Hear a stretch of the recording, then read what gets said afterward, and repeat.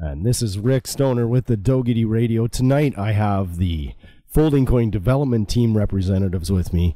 Got Robert here. We've lost James. James will try and come back.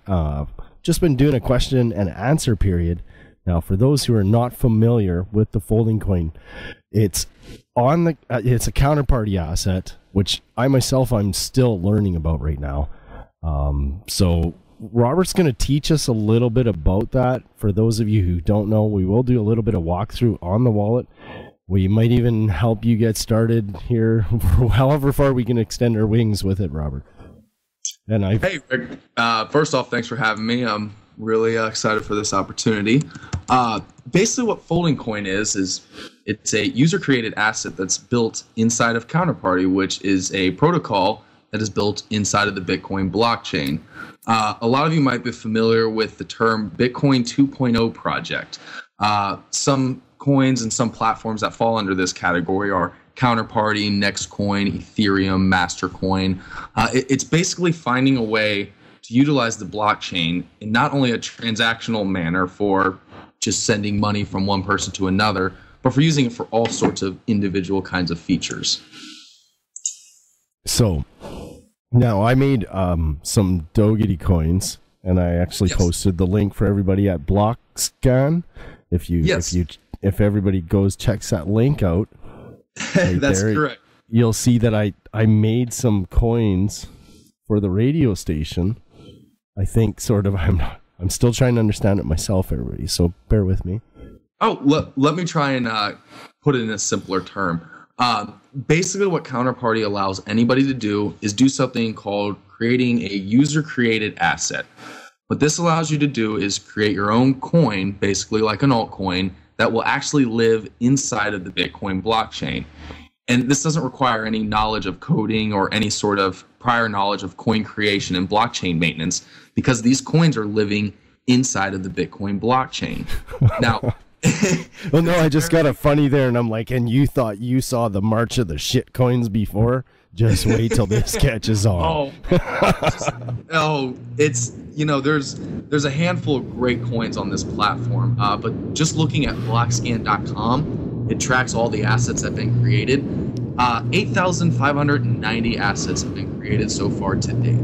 The majority of those are not obviously going to retain any real value or have any real use. Just looking at a recent transaction, there's a Pokemon coin that just went on to the Blockscan transaction. So you can use your imagination. You can create any kind of different coin that you would like. But a big question that a lot of people ask about this is, how is this even possible? Well, before we get into Counterparty, let's understand a Bitcoin transaction. Well, I'm sorry, I really want to ask a question, because we're sort of on this Blockscan right now. So when I created those Dougherty coins, and it says the asset is asset insurance of 100,000 Dougherty coins, which obviously aren't the same as the Dougherty coin block addresses, other things, but we go up, and you said the Pokemon ones, but that's an order to sell the Pokemon. Is that those weren't created? That's just the market trading them, right? That's correct. I was simply just saying that there is a Pokemon coin, but you're correct, Rick. What that order is do you see how there's if you go lower on Blockscan currently, you see how the bottom two transactions are send, then you have 3 orders, then you have asset insurance, then you have 3 orders, and so forth. Basically, what this destination is saying is what the action is done. If it's just a simple send action, it just means that somebody's sending one of these assets from one Bitcoin address to another. What an order is I was actually talking to Rick about this earlier, is Counterparty, another great feature in Counterparty is it has a built-in decentralized exchange. Now, I know all of you remember Mt. Gox and how horrendous that was, and just recently, even though Bitstamp is back on their feet, they just had a cyber attack happen to them as well. It's because these are all still centralized entities, and this space is big on having decentralized projects and decentralized programs. So what this order allows you to do is it allows you to actually place an order, or trade, if you will, for one of these coins on top of the Bitcoin blockchain. And it just rides inside of a simple Bitcoin transaction, and it waits for somebody to purchase one of those orders. So Rick, the orders that you're looking at right now, those are people who are simply saying, hey, I'm selling one IM coin for this particular asset. Or this other guy is selling one Pokemon coin for XCP. A listener wants me to correct this. Actually, he said it's an asset, not a coin. Can you explain what that is right there, why he's pointing that out too?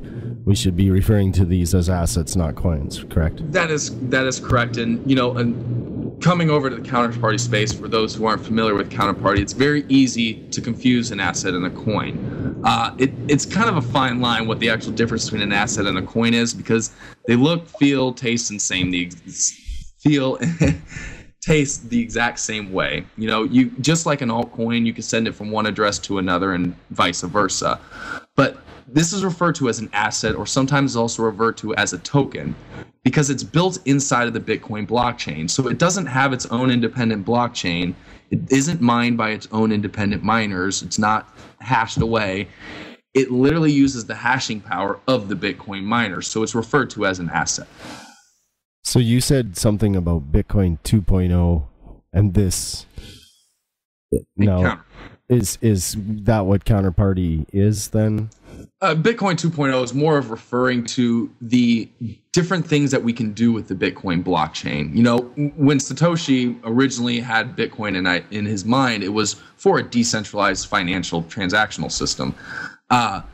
Since then, early last year is when Counterparty came out, but all sorts of things like Ethereum started really realizing that Bitcoin is not just a financial transaction system. It's a consensus ledger.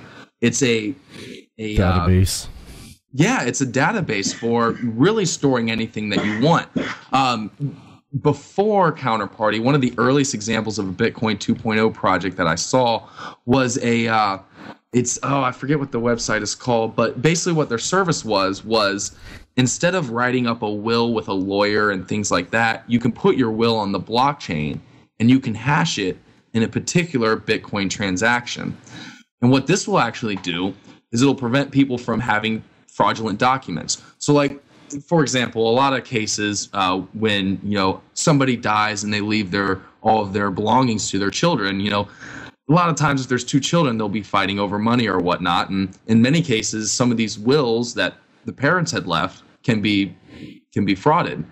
So like I said, the earliest example that I know is what it did is you input a PDF, your will, an accurate will, onto this onto this program that they had, and it tied a particular Bitcoin hash and it embedded it inside of that PDF document. So if that PDF document had ever been altered in the future, because copies would have been given to all the children and all the parents and the lawyers, if that document is ever altered in any way, shape, or form, the hash would change on the metadata inside of the document.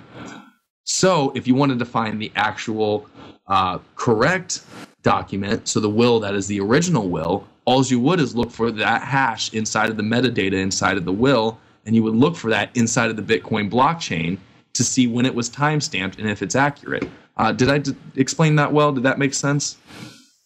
To the listeners. To me, it sounds like bound by security, bound by an existing network. I sit here and I think about coins that are merge mining to save them, perhaps. But also it's all an intelligent thing to do. It's similar to the sort of thing which Counterparty is doing, but in a different manner. They're building upon an existing foundation already. That's correct. And, that's really what the blockchain can do. And, that was just one example. It has definitely evolved since then. My favorite being Counterparty, where they actually discovered inside, just like that will I was talking about, where you could put that particular hash and embed it in a document. Inside every Bitcoin transaction, there's 140 bits of data that's just unused. So if you look at any Bitcoin transaction, if let's pull up blockchain.info right now. If we pull up blockchain.info right now and just pick any ordinary Bitcoin transaction, the one I currently pulled up is 437 bits. Another one that I could pull up, let's pull up this one. This one was actually 2100 bits because there was more involved in it. In addition to those bits that are a standard size inside of a Bitcoin transaction, there's 140 extra bits that is basically like a barrier that is just completely unused. So what different projects like Counterparty are doing is they're utilizing that 140 bits of data to store additional information inside of it. So this, this URL then that I created, does that get onto the blockchain? Can other people see it there somehow? It gets on the blockchain in an encrypted format, but it can be easily decrypted with the Counterparty, like the Counterparty D server and the different Counterparty open source software. Like, for example, if you pull up any blockchain.info Bitcoin transaction and you go to the bottom, there's a bunch of input scripts and a bunch of output scripts. Now, I don't want to speak outside of my bounds of something I don't fully understand, because I will be honest, I don't fully understand exactly how it decrypts this data, but I do know it's somewhere inside of there. And it's just a bunch of numbers and letters, and they're just extremely long. So like, for example, when you put the website description on your asset, it encrypted it in the Counterparty transaction. It encrypted it inside of a Bitcoin transaction with a particular function. So like, maybe D stands for 1 or so forth. And to decrypt that, you just have to have the Counterparty program, or the Counterparty D server, in order to decrypt the information that's stored inside of the transaction, to my understanding. I just wonder if it's another form of advertising in the future. It definitely can. I'll actually give you an example of a use case of when we actually advertise. Since just like you can view anybody's Bitcoin wallet and you can see how much they have, you can do the same thing with these Counterparty assets. You can view anybody's wallet and see how much they have. Early on in FoldingCoin, we actually gained a whole bunch of adopters, because what we had done is we had sent 300 Folding Coins to 3,000 different Counterparty addresses. Because if you go to blockscan.info, you can just look up a whole list of people who own the asset XCP. XCP is the native asset of Counterwallet and Counterparty. So what we did is we just sent 300 Folding Coin to every single person who has any sort of Counterparty asset. So all of a sudden, they opened up their Counterwallet one day and they saw that they had these Folding Coins. And they go, well, what's this Folding Coin? They hit the drop-down arrow on the Folding Coin. They read the description, and it said go to foldingcoininc.net or foldingcoin.net. And they go, oh, curiosity killed the cat. I'm going to go ahead and go there. And they went there, and then many of them got in contact with us, and they were folding the next day. So it absolutely could be used for advertising. We've used it for advertising on 2 different occasions, actually. It's just really neat. I'm trying to understand that concept versus. It's an incredible platform, and there's so many features to it. So how did you create FoldingCoin then? So how we created FoldingCoin is I've been a Bitcoin miner since March 2013. The night I heard about Bitcoin was the night I went out and bought 2 graphics cards. I was just so inspired by the technology. We have a computer store, Fry's Electronics, that's open pretty late, and we went there at 9:30 at night, me and a buddy of mine, and we were mining Bitcoins that night. It was incredible. So, speaking to the other miner listeners that are out there, they can relate with me on this. After the ASICs came out, it became incredibly hard to mine Bitcoins with your graphics cards. We bought a few ASICs, and as once again, the many miners can relate to me, I'm sure it was just poor investment because, I was one of those guys who bought a Butterfly Lab and didn't pan out in my favor. So we started looking for different uses for our graphics cards because we had built up, since our first one, we had built up quite a collection of them. So, then we discovered the altcoins, and like many miners, we started just mining away at the different alternative currencies and trading them out for Bitcoins and things of that nature. Well, early last year, it would be about February of 2014, it was the first month that me and my different partners in my mining operation, we didn't turn a profit. In January, we had produced 6 Bitcoins worth of altcoin mining, And in February, we produced 0.5. It cost more in electricity to run, so we just shut it down because the reason being is because the script ASICs came out. So now there were script miners, or there was ASIC miners for Bitcoin, and now there was ASIC miners for the script algorithm. So for a couple months, we started researching what else we could do with these graphics cards. You know, we had 34 of them at that point and 8 different CPUs, and we weren't sure exactly what we were going to do with them. And then I discovered distributed computing outside of Bitcoin. Bitcoin, like many of you may actually share the common thing with me, is you may have thought Bitcoin was the first example of a distributed computing network. And it's not true. There's actually quite a few examples of a distributed computing platform before Bitcoin was out. 2 that are most notable are the BOINC network by Berkeley University, and the second one that's notable is the Folding at Home project by Stanford University. Now, are you familiar, Rick, with SETI at Home? Have you ever heard of that? That's been around. Oh. Okay. Definitely, yep.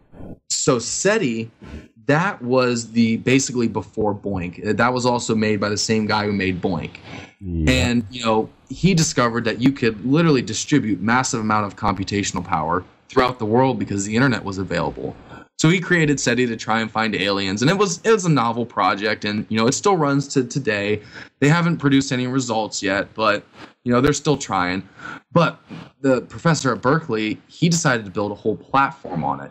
So he has the BOINC network, and what that allows any scientific or medical researcher to create their own distributed computing project, put it on this platform, and allow donors to just donate their spare CPU and GPU time to doing whatever work that needs to be done. You know, and they have all sorts of examples from SETI at Home to trying to find the largest prime number to a great project called World Community Grid, where they're trying to solve and create medicines for to cure cancer and things like that. So we originally were going to go with the BOINC platform, and then we would probably be BoinkCoin or something like that. But the reason why we didn't is because many of the projects on BOINC are not ATI and AMD card ready. So like a lot of these projects will allow you to use like an Intel processor, or they'll allow you to use an NVIDIA graphics card. But like many miners, ATI and AMD, those were the cards that miners had used for hashing Bitcoin because they were the best cards to use. They were superior to NVIDIA in doing hashing algorithms. And also another thing we didn't like about BOINC is many of the projects on there are kind of like SETI. I like SETI, it's great, but I'd rather try and cure cancer before I try and find aliens. So then we discovered Folding at Home, and Folding at Home took a little bit different approach than BOINC. Rather than focusing on 50 different projects like BOINC does, they have their mindset on one project, and that's molecular protein folding. And what all this computational power does for Folding at Home is it tries to solve and figure out the way that proteins fold and unfold in the body. And then the data that's tabulated from all of this is available to medical and scientific researchers to find new ways to create medicines to cure cancer, Alzheimer's, Parkinson's, a whole list of different uncured diseases. They even go as far as to try and find ways of different antibodies that can be made. And all of the research that's done from this and all the discoveries that they've made is all available on their website. They've written something like 120 white papers on all the results that have been tabulated from all this so far. So we really like that because they had, a project that they're focused on, and it's really highly developed. BOINC is kind of, it's for a general user because our audience is kind of everybody, not just the crypto world. We want to show the world that blockchain technology can be used for more than just, illegal activity on the internet, like so much of the mainstream tries to portray it as. So our focus is the general public. And with BOINC, it can be very intimidating for somebody to install because there's a lot of configuration that can go into it. It can be very intimidating looking. If you go to Stanford's Folding at Home website, which is folding.stanford.edu, they have a simple program that you install in your Windows machine. You install it and you're going. You're off and running. You're folding proteins. That's all there is to it. So that's why we really focused in on their project. So there's two things. BoinkCoin wouldn't have worked. You would have showed up on a smutty site somewhere. And Well, when you say folding proteins, can you explain this more? yes, I can. But real quick, just to go back to Boink real quick, there is a great coin out there. It's called Gridcoin. They're I've supporting. heard of that. Yeah, they're supporting the Boink network, and it's great. And there's a lot of not to get it mixed up. There's a lot of projects on Boink that I really really like. But the reason, once again, that I'd like to emphasize that we didn't focus on Boink is because it's just not as user friendly. I mean, for somebody who's a miner or somebody who's in the crypto space, it's probably not going to be that big of a deal to set up. It didn't take me long to set it up, but I'm just thinking, if I was my mom, who might be listening, hi mom. If I was my mom, it would be very hard to set up. As for folding at home, I've actually set it up for her, and she just installed it and she was off and running. But I'm sorry, what was your question before I went back to Boink? I'm sorry, I was looking over at the Twitter. I didn't see any questions from anybody. I was looking for questions. I was actually trying to think back of all the things we went over with the counterparty wallet, and is that how it's said, the counterparty wallet? It's just called Counter Wallet. There's two websites. There's counterparty.io. That's the website of the Counterparty project. Counter Wallet is simply the first example of an actual wallet that they've offered. At this point, there actually isn't a desktop client or a mobile wallet for Counterparty assets. It's all done through counterwallet.io. So in your opinion, then, because we have the Counterparty coin, would that be called a coin, or is that an asset, the XCP thing? XCP is also an asset. It's an asset. Yeah, so nothing on the Counterparty platform is going to be technically considered a coin. I mean, it works the same way as a coin. It literally works the exact same way as Bitcoin. In speaking of how you transfer it from wallet to wallet, because they even share the same wallet. But so, the creation of it we haven't discussed, which that's what the question was that I asked you, is why did you, or how, not rather why, but how you created the FoldingCoin. So basically what you can do is you go to counterwallet.io, and it's going to bring you to a prompt. I'll actually log off and I'll go through it so that way I don't miss anything. So when you go to counterwallet.io, you're going to have a screen and it's going to say, welcome to Counterwallet. And it's going to say, create a new wallet. It's a big green box in the middle of the screen. So you'll select create new wallet. And it's going to generate you automatically a 12-word password. If anybody is familiar with a Brain wallet, it's kind of the same concept, to where this is virtually your private key. So you want to copy this, save it, write it down, do whatever. Do not lose this, otherwise you will lose your account. So you don't want to. I mean, there's another way that you can back it up too, but we'll get into that as we go in. But yeah, so this 12-word password is what you're going to use to log in. Okay, and then it's going to send you a prompt that says you have written down your password. So then you hit continue. Okay, and then it's going to send you to another prompt that says quick access URL. Now, depending on who you speak of, this will be a good idea or not so good idea to use. I use this for one of my personal counter wallet addresses that I consider my hot wallet, the one that I use constantly. But for like the FoldingCoin undistributed funds, we don't use this. But basically what the quick access URL will allow you to do is it'll allow you to create a bookmark. It's an encrypted bookmark, and you get to choose a password for it. So just for learning's sake, let's go ahead and click quick access URL. Then you can type any password you want.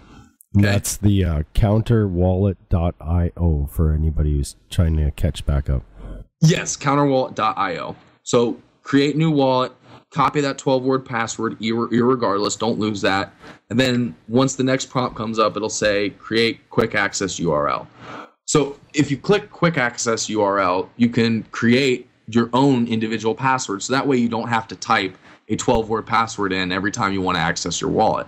And as you type your password, whatever it may be, it's going to show you a bookmark with just a bunch of numbers and letters. It's an encrypted bookmark that you will want to save. You'll never have access to this again. Well, you can have access to another one, but this particular one you'll never have access to again. So save it in your bookmarks. And then what you can do is when you create the wallet, you can hit that bookmark anytime you want. And instead of having to type in a 12-word password, you can just type in that password that you did. And then once you log on, you'll come to your wallet. Let me log on to my actual wallet real quick. I hope you can't remember your password. Oh, the 12-word password. You just typed that in. That's impressive. Early on, I actually was remembering my 12-word passwords for a while because that feature actually was a newer feature. They haven't always had that quick access URL. But I actually use, just to promote something else, if nobody has KeePass yet, I'd recommend getting KeePass. It's where I store all my passwords. It's KeePass. It's basically a password encryption software. But I don't know much more than that. It's a fantastic software. But okay, so now we're in our counter wallet. And you'll see when you come into your counter wallet, it'll have a welcome prompt. I don't have the welcome prompt anymore because I've already had this wallet before.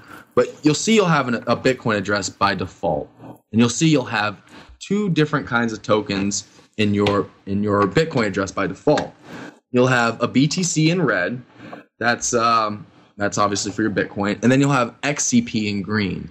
That's the native currency of Counterparty. It was the first Counterparty asset that was built. Now, if you are to retrieve any other Counterparty assets, which FYI, if we haven't gone over it, FoldingCoin and all other Counterparty assets all share a Bitcoin wallet, and it's all right here. So you can actually have up to 89, what did we say at the beginning? 8,900 assets are created. You can have technically 8,900 different assets inside of one wallet. There's no limit to the amount of assets you can have in one particular wallet. Now, obviously, since there's so many assets, by default, Counter Wallet isn't going to display all the various assets that you could have inside of a wallet. So it's only going to give you the two main assets, your Bitcoin and your XCP. As you get more assets, they'll just pop up whenever somebody sends them to you. So far, is that all making sense, Rick? Oh yeah. Okay. I know I got a question, but I'm sure we'll get to that. We'll get to that. How to move those other assets around that I created. Yeah. Sure, absolutely. Well, before we get to that, I guess I'll just kind of go over some main features that you can do with Counter Wallet.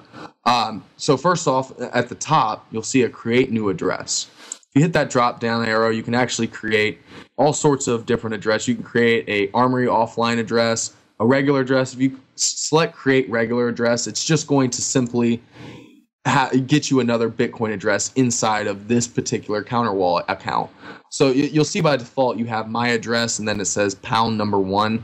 That's just the first address that you get by default, but you can create as many different Bitcoin addresses inside of here as you'd like. And then you also see there's a multi-sig address. Counterparty is actually multi-sig enabled. So, obviously I'm assuming a lot of people are familiar with multi-sig at this point. It's been a big thing towards the end of last year for Bitcoin to start getting multi-sig addresses. And Counterparty is enabled with that. So, you can have, I think they have, let me go ahead and create one.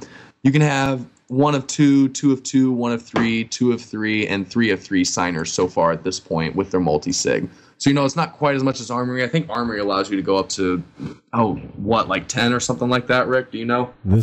I'm not in Armory. Oh, okay. For which? For multi-sig addresses. I secure things differently than most people. Fair enough. Well, then, would you like me to go over what basically a multi-sig address is? You know what has happened? I can't get back into my Counter Wallet. Do you have your 12-word password? Yeah, I do, and it's every time I do it, it gives me a strange error. What's the error say? Fail over API call, fail over across all servers. So what that is in Counterparty, just also to say, it's still in its early stages. It's only about a year old. They just had their 1-year anniversary. Basically, there's different nodes that run the Counterparty, and this wallet is talking to those various nodes.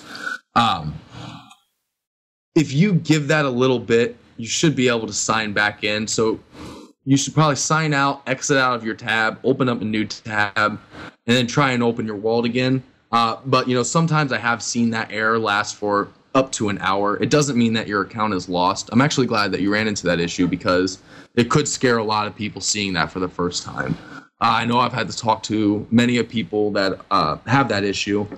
I've been trying to reassure them, like, hey, your funds are still there, your account's still there, you're perfectly fine. But that it's just currently right now, it could be that they're doing an update, because Counterparty has been doing a lot of updates this year and a lot towards the end of last year. And since it's built inside of Bitcoin, every time that they do an update, their servers have to actually catch up to the blockchain, the Bitcoin blockchain. So while they're doing an update, it's kind of like your QT wallet, to where if you close out your QT wallet and shut off your computer for a day, and then you turn it on the next day, and you got to wait like an hour before you can use your Bitcoin wallet because it's got to catch up in the blockchain. It's kind of the same concept. When they do an update to the Counterparty protocol, it's got to, until the server's running again, it's got to catch up to the Bitcoin blockchain. Let me sign out right now and see if I can get in. So it's now that I got kicked out of my wallet. Right. Can I make a new one Great on thing another for explaining computer? for our first time. Can I just make a new one on another computer? I mean, you can make a new one right now if you'd like to. I would try and sign into it again because I can get into mine just fine. So it may have just been a hiccup real quick. Oh, it hiccuped. I shut my browser right down and started it again. Yeah, see if you can get back into that same wallet. Same error.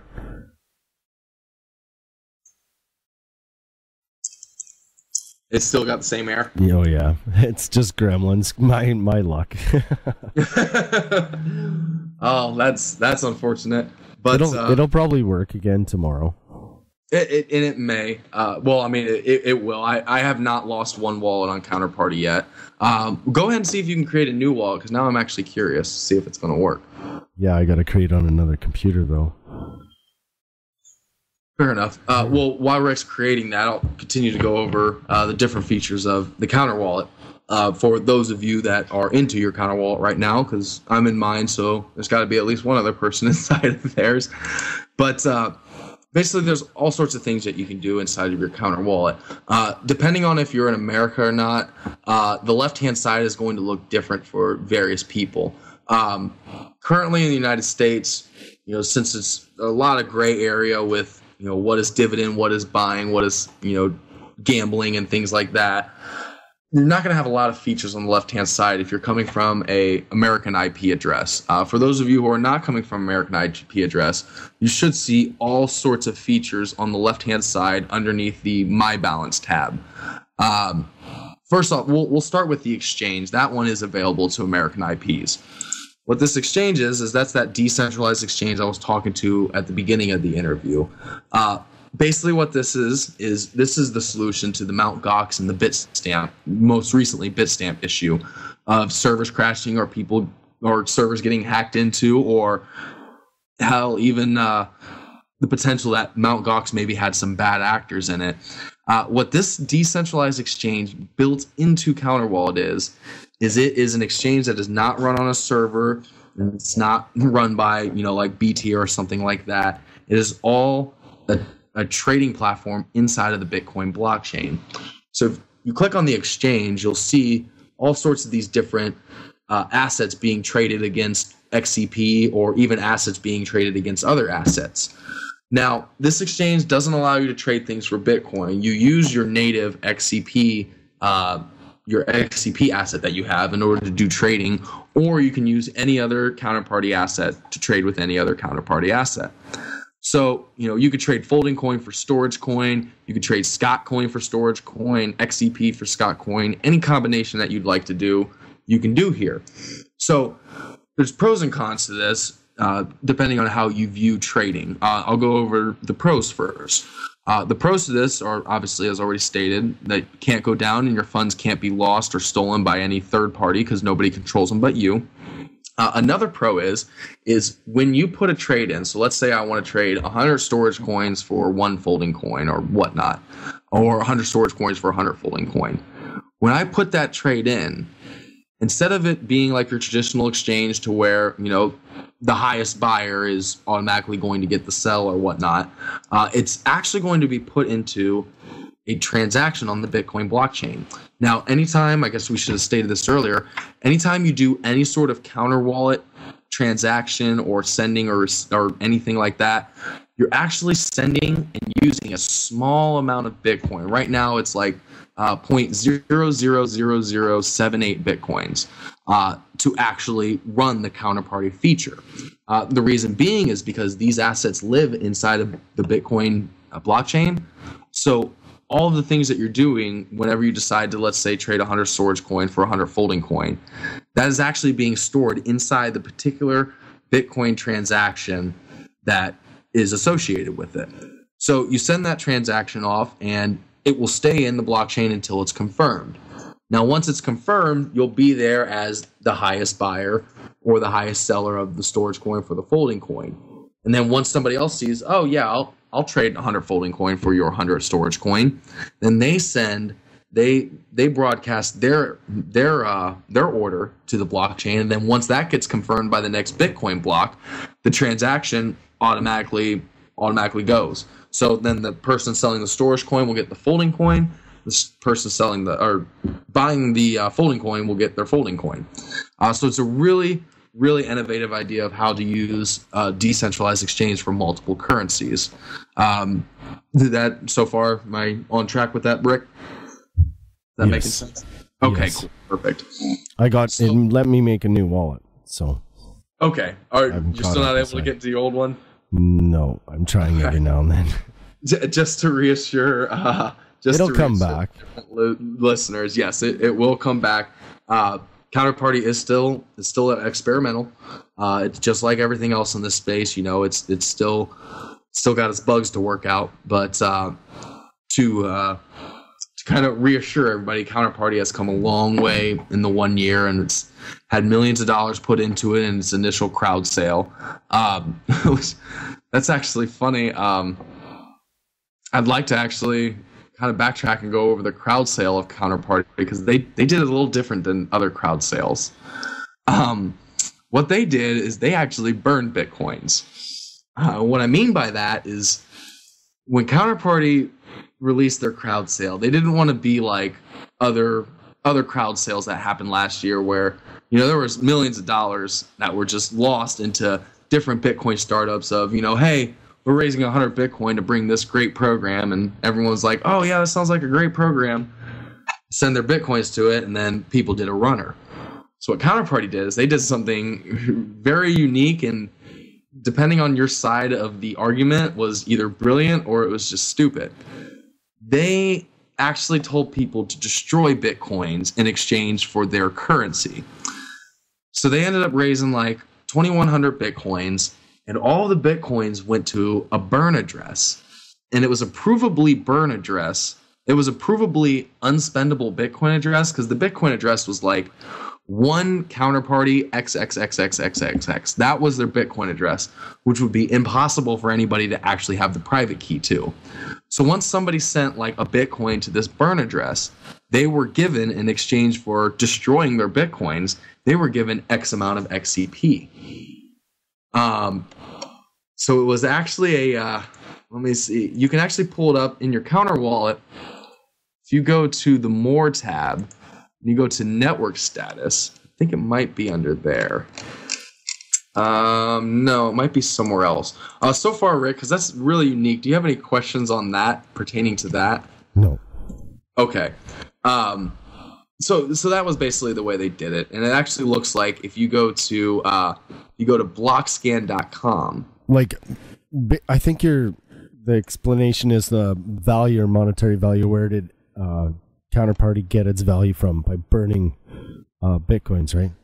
Yeah, and they literally destroyed them. The Bitcoin address that was that these were sent to was, let me actually pull up the right address. Let's see. It was, if you go to blockscan.com and you go to transact and you go down to the tab of burn, you'll see that 2,125 Bitcoins were provably destroyed, so they can never be spent again. And a total of 2.6 million XCP were given for people burning those address. Now, I guess their thought in mind was, you're burning your Bitcoin to support our coin. So, depending on how you look at it, I guess that could say that these 2,100 Bitcoins are forever in a way directly tied to that 2.6 million XCP that was burned. But there's a whole bunch of discussions on whether this was good or not, and I think it was great because the developers are like, well, now we're not taking your Bitcoin and running. Like, they're there forever, and nobody can get them. But it was just a neat and innovative way to do a crowd sale. So now going back to the counter wallet, do you have any other questions about the exchange? No, I just wanted some clarification there on how the Bitcoin's burning to create value for counterparty coin, or the XCP coin. I guess that would be. I wouldn't want to say too much on that because, to be 100% honest, I didn't think too much into it. At first I was kind of like, oh, that's kind of a waste of Bitcoin. They could have used that money for something. Do you know how much the total count of XCP compared to what BTC was burned for XCP? Yeah, the XCP was 2.6 million XCP.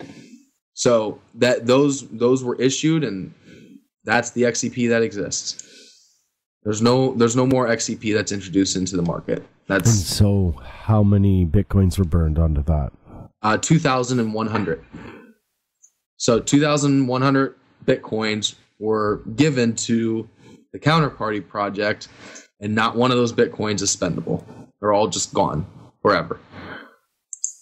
And it was just their, I guess, unique way of saying, hey, look, invest in our coin. By destroying your Bitcoins, we'll give you some of our coins. And, one argument is those Bitcoins are forever backing that XCP. It's kind of like, the gold in Fort Knox. It's not spendable. Nobody gets to take it and move it around. And in theory, it's supposed to back the US dollar, although the US dollar isn't really backed by gold, but that's a whole different subject I don't want to get into. But under theory, that's what Fort Knox was supposed to be for. The gold is unspendable. I guess it's kind of the same theory. This Bitcoin is now forever unspendable, so therefore is in a way tied to the XCP, which inherently can give it its value. It's a unique concept, and I don't know if it's ever been done another time.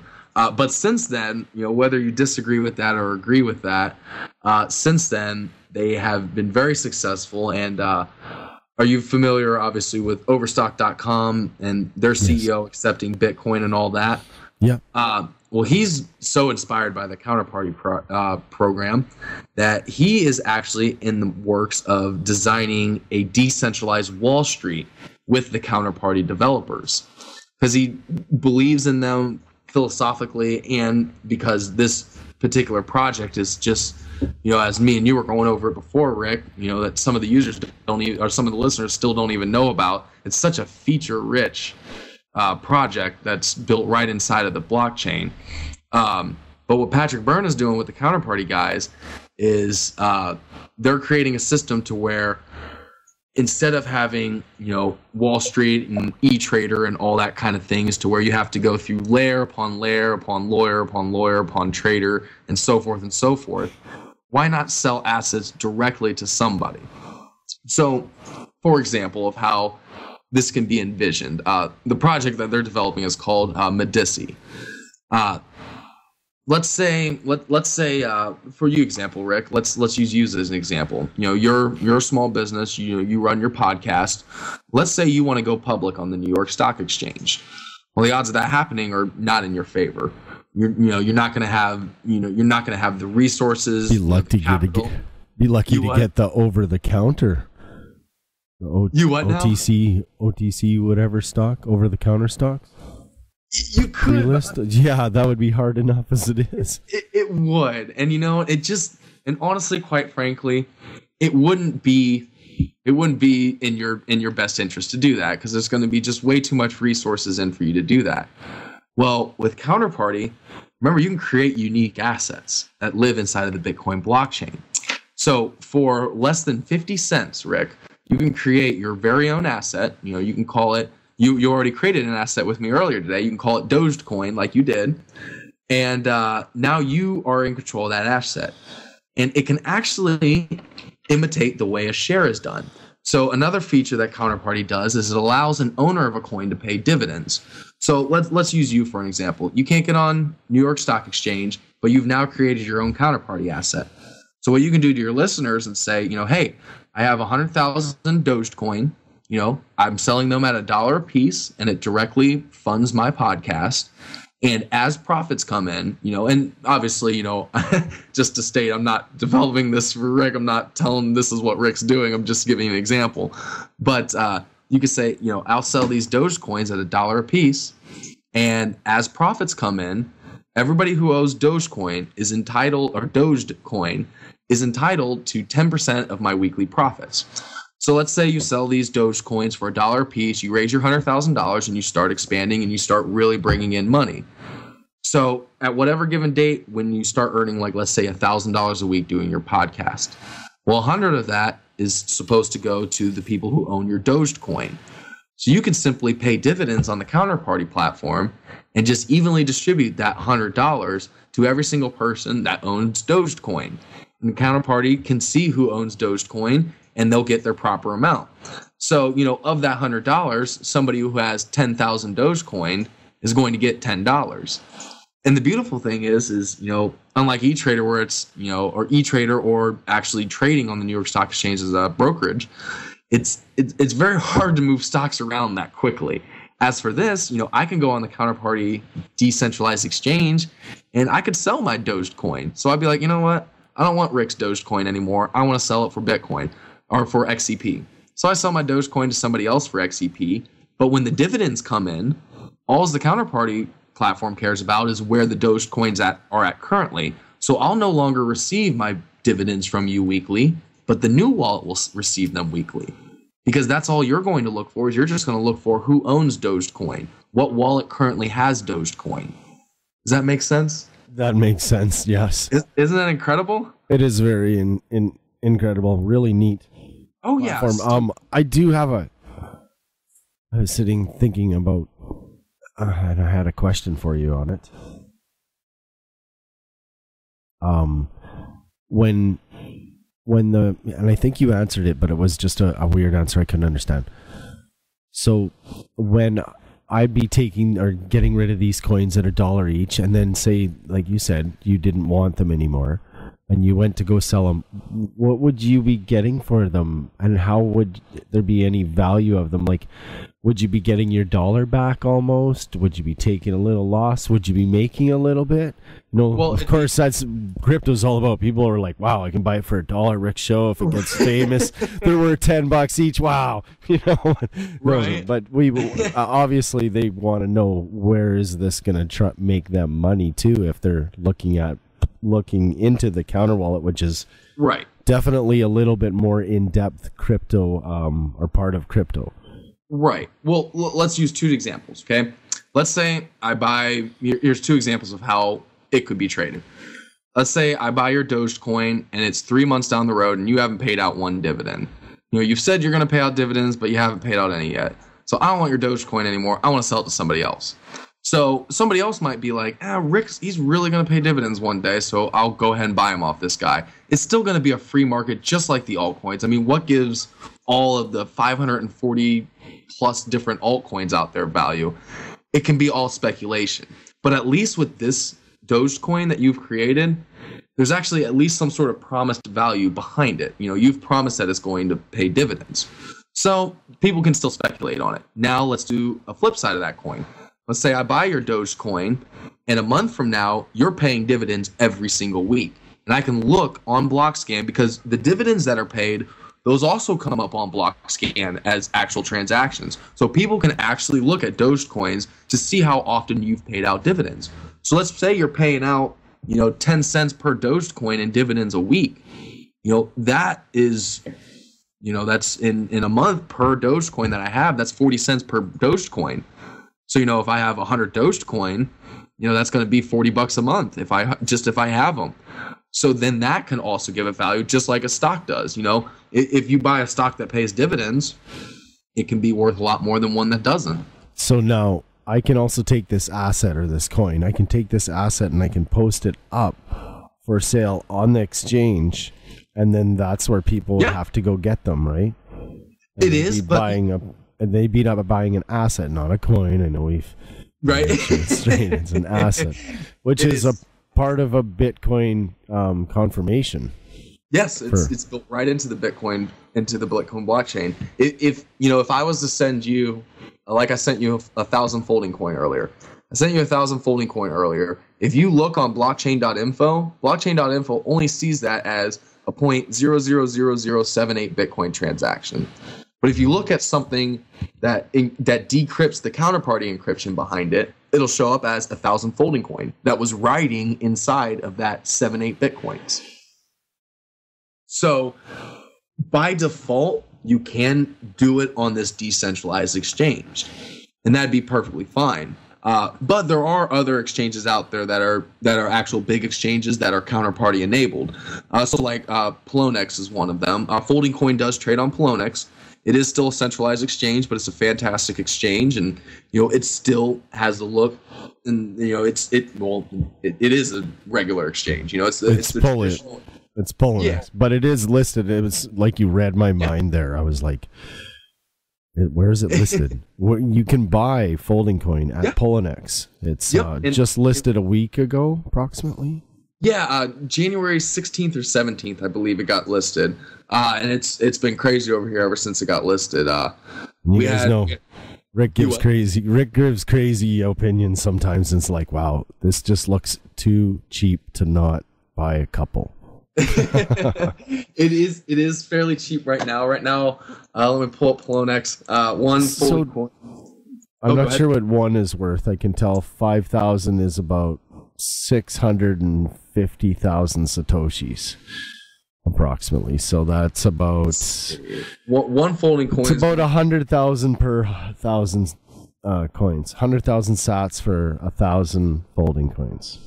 I'm just a rough estimate. It's a rough right now. Currently, I'm looking at it exactly right now, and the lowest sell order is 129 satoshi. Yeah, they got lower in the last 3 hours. I was looking at buying them earlier, and I was having to pay 133. So it's like, it's creeping down. It was. It started the day. Today has actually started pretty low. It started the day at 92 satoshis. So we're actually up from the beginning of the day. It's gonna do the whole new thing here now. It's like, yeah, you think that you can buy as fast as I can buy? I got a trading bot, right? And a coin management bot, by the way, the Quadaloo. It's really neat. You can move coins around from place to place, wallets, exchanges. A lot of people don't know about all the different things you can do in crypto, but I'll be able to buy them faster than most people could go and type in and do all their stuff, send some coins, just by using a piece of software. Oh yeah, and that's where exchanges are great. With Poloniex, let's actually go over the difference between a traditional centralized exchange and the decentralized counter wallet exchange. So with Poloniex, and just like every other exchange, you could just buy and sell really fast. You do high frequency trading like crazy. I can put in right now 20 folding coin orders, and I can put in 20 buy orders and 20 sell orders simultaneously, and I won't skip a beat. They'll show up right away. Now, a counter wallet, it being a decentralized exchange, and each individual buy and sell order lives as a Bitcoin transaction. It's a little bit slower. Here's one of the cons, but it also has its perks or whatnot. So you can't do high frequency trading on counter wallet exchange because remember, every time you're doing any sort of counter wallet transaction, it's going to cost you about 5 cents. So if you were to put in 10 buy orders and 10 sell orders really quick, that's what is that going to be like? That's $1. It's $1 to do. And also the other thing is it's not instantaneous. Like Poloniex right now, if I want to buy the top sell order right now, I'll buy it and it'll instantly go to my account. The counter wallet, if I put in a buy order, I have to wait until the next Bitcoin blockchain or until the next Bitcoin block is solved. It's not an instant thing. So, counter wallet, and this just depends on what kind of trader you are. Counter wallet is not for that high frequency trading. For an example though, you're trying to sell, let's say the Dogecoin, you're trying to sell as, basically stock in your podcast. it doesn't need to be high frequency traded because you're selling it and people are supposed to hold it. They're actually supposed to hold it. But you could still get on Poloniex. You just have to, sign or get to their contact, get in contact with them, and then you could also be on a fast trading exchange as well. But the decentralized exchange just brings in a whole different aspect to look on of what if this exchange fails, I'm going to lose all my money. It can't happen in Counter-Wallet. So there's some take and some give with that. Oh, it can't happen because of the private, the 10-word pass, or the 10 password. The 12 password? 12 password, rather. Well, in all fairness, just like a Bitcoin private key, if somebody gets that 12-word password off of you, they can get access to your counter wallet. So is that the reason why nobody can steal? Is that the only reason? To my knowledge, yes. To my knowledge, so far, there hasn't been a flaw in Counterparty where somebody can actually steal assets out of another wallet without obtaining their private key or without obtaining that 12-word password. I have heard nothing of it yet, and I would assume it'd be pretty big news in the Counterparty world if it did happen. But yeah, so far it's been a the flaws that Counterparty had up to this point is all in just a lot of GUI related stuff. Just kind of like where you can't get into your wallet right now. It's some stuff like that. Those are the only flaws to my knowledge. But yeah, no funds have been lost. Not on my end, anyways. So I'm trying to figure out here. Then Counterparty, you can buy one Counterparty coin for 860,000 satoshis. That sounds about right. Which it looks really low on the charts too. Just for everybody to definitely looks low. Let's see, XCP. It's getting pretty safe to say actually that everything that is strong and looks like any kind of non-scam coin at these prices is just a bargain all around everywhere. Oh yeah, and I put my money on Counterparty is not a scam coin because you can actually use it. So we haven't even gone over that. There's there's so much with Counterparty that it's very hard to go all over. Can you give me 1 second, Rick? Yes. The voices in my head may not be real. Dougherty Radio. But they have some good ideas. The Dougherty. And this is Rick with the Dougherty Radio. I'm back. I got Robert, and James has joined us now. He's been on the sideline there for a bit. Say hey to us all there, James. Didn't lose him, did we, right off the start? Hi, it's James, the client. James is out of town currently, and his internet isn't as great where he is, but James Sewell is the lead developer for FoldingCoin. So where we left off, before, I would like to actually go in detail with James because his upload speed is actually really good. It's his download speed that's not as good. I'd like to cover two more things on Counterparty before we get into FoldingCoin. But if anybody has, just to start, if anybody has any questions about Counterparty or FoldingCoin in general, please feel free to email me anytime. I'm full-time FoldingCoin now. I do it full-time. My email is rross, so that's RROSS @foldingcoin.net. And for easier, my Skype is just FoldingCoin. That's my profile on Skype, so feel free to contact me there as well. So last two things, Rick, before we get into FoldingCoin is two great features of Counterparty that we haven't even got into is transferring assets from wallet to wallet and asset creation. So any of these assets that we've been talking about that are created on Counterparty, like I said before, they can all be inside of one wallet. And all you simply have to do to change them from one wallet to another is when you go to counterwallet.io and you set up your counter wallet, there'll be a drop-down arrow for each individual asset that you have inside of your wallet. And you'll have a send, and then you'll also have an info box or show info box. If you hit show info, it'll tell you information about that particular asset. So like if you show information for FoldingCoin, it simply just has a web link to our website. And that's what you're going to see most of these assets as, because it doesn't allow you to have a lot of data in the description. It's not like it's going to be a 5-paragraph thing. It's simply a simple line of code. So that's what you'll see websites a lot. and then the send feature. And the send feature is simply just like a Qt wallet or just like any other Bitcoin wallet. It'll have you send what Bitcoin address and then the amount of the asset that you want to send. Now remember, since these are all built inside of Bitcoin, they all share a Bitcoin wallet, so therefore you'll send the asset to another Bitcoin wallet. Now, there's two things that are going to happen when you send it to a Bitcoin wallet. The first is the preferred method. The preferred method is you want to send it to another wallet that you know is a counter wallet. So if I send 1,000 FoldingCoin to you, Rick, I want to send it to your counter wallet, so that way you can see your FLDC, your FoldingCoin, and you can use it. So you can spend it, you can trade it, you can exchange it, you can do whatever you'd like with it. Now, I can technically send it to any Bitcoin address because it will go to another Bitcoin address even if it's not a counter wallet address. So it'll go to a Bitcoin Qt wallet, or it'll even go to a paper wallet. Now, it's not recommended to send it to a Bitcoin Qt wallet because there's no need to do that. But for storage and offline keeping, you can send it to a Bitcoin wallet, like a paper wallet. So, like for example, I have some XCP, I have some storage, and I have some FoldingCoin that are all in paper wallets.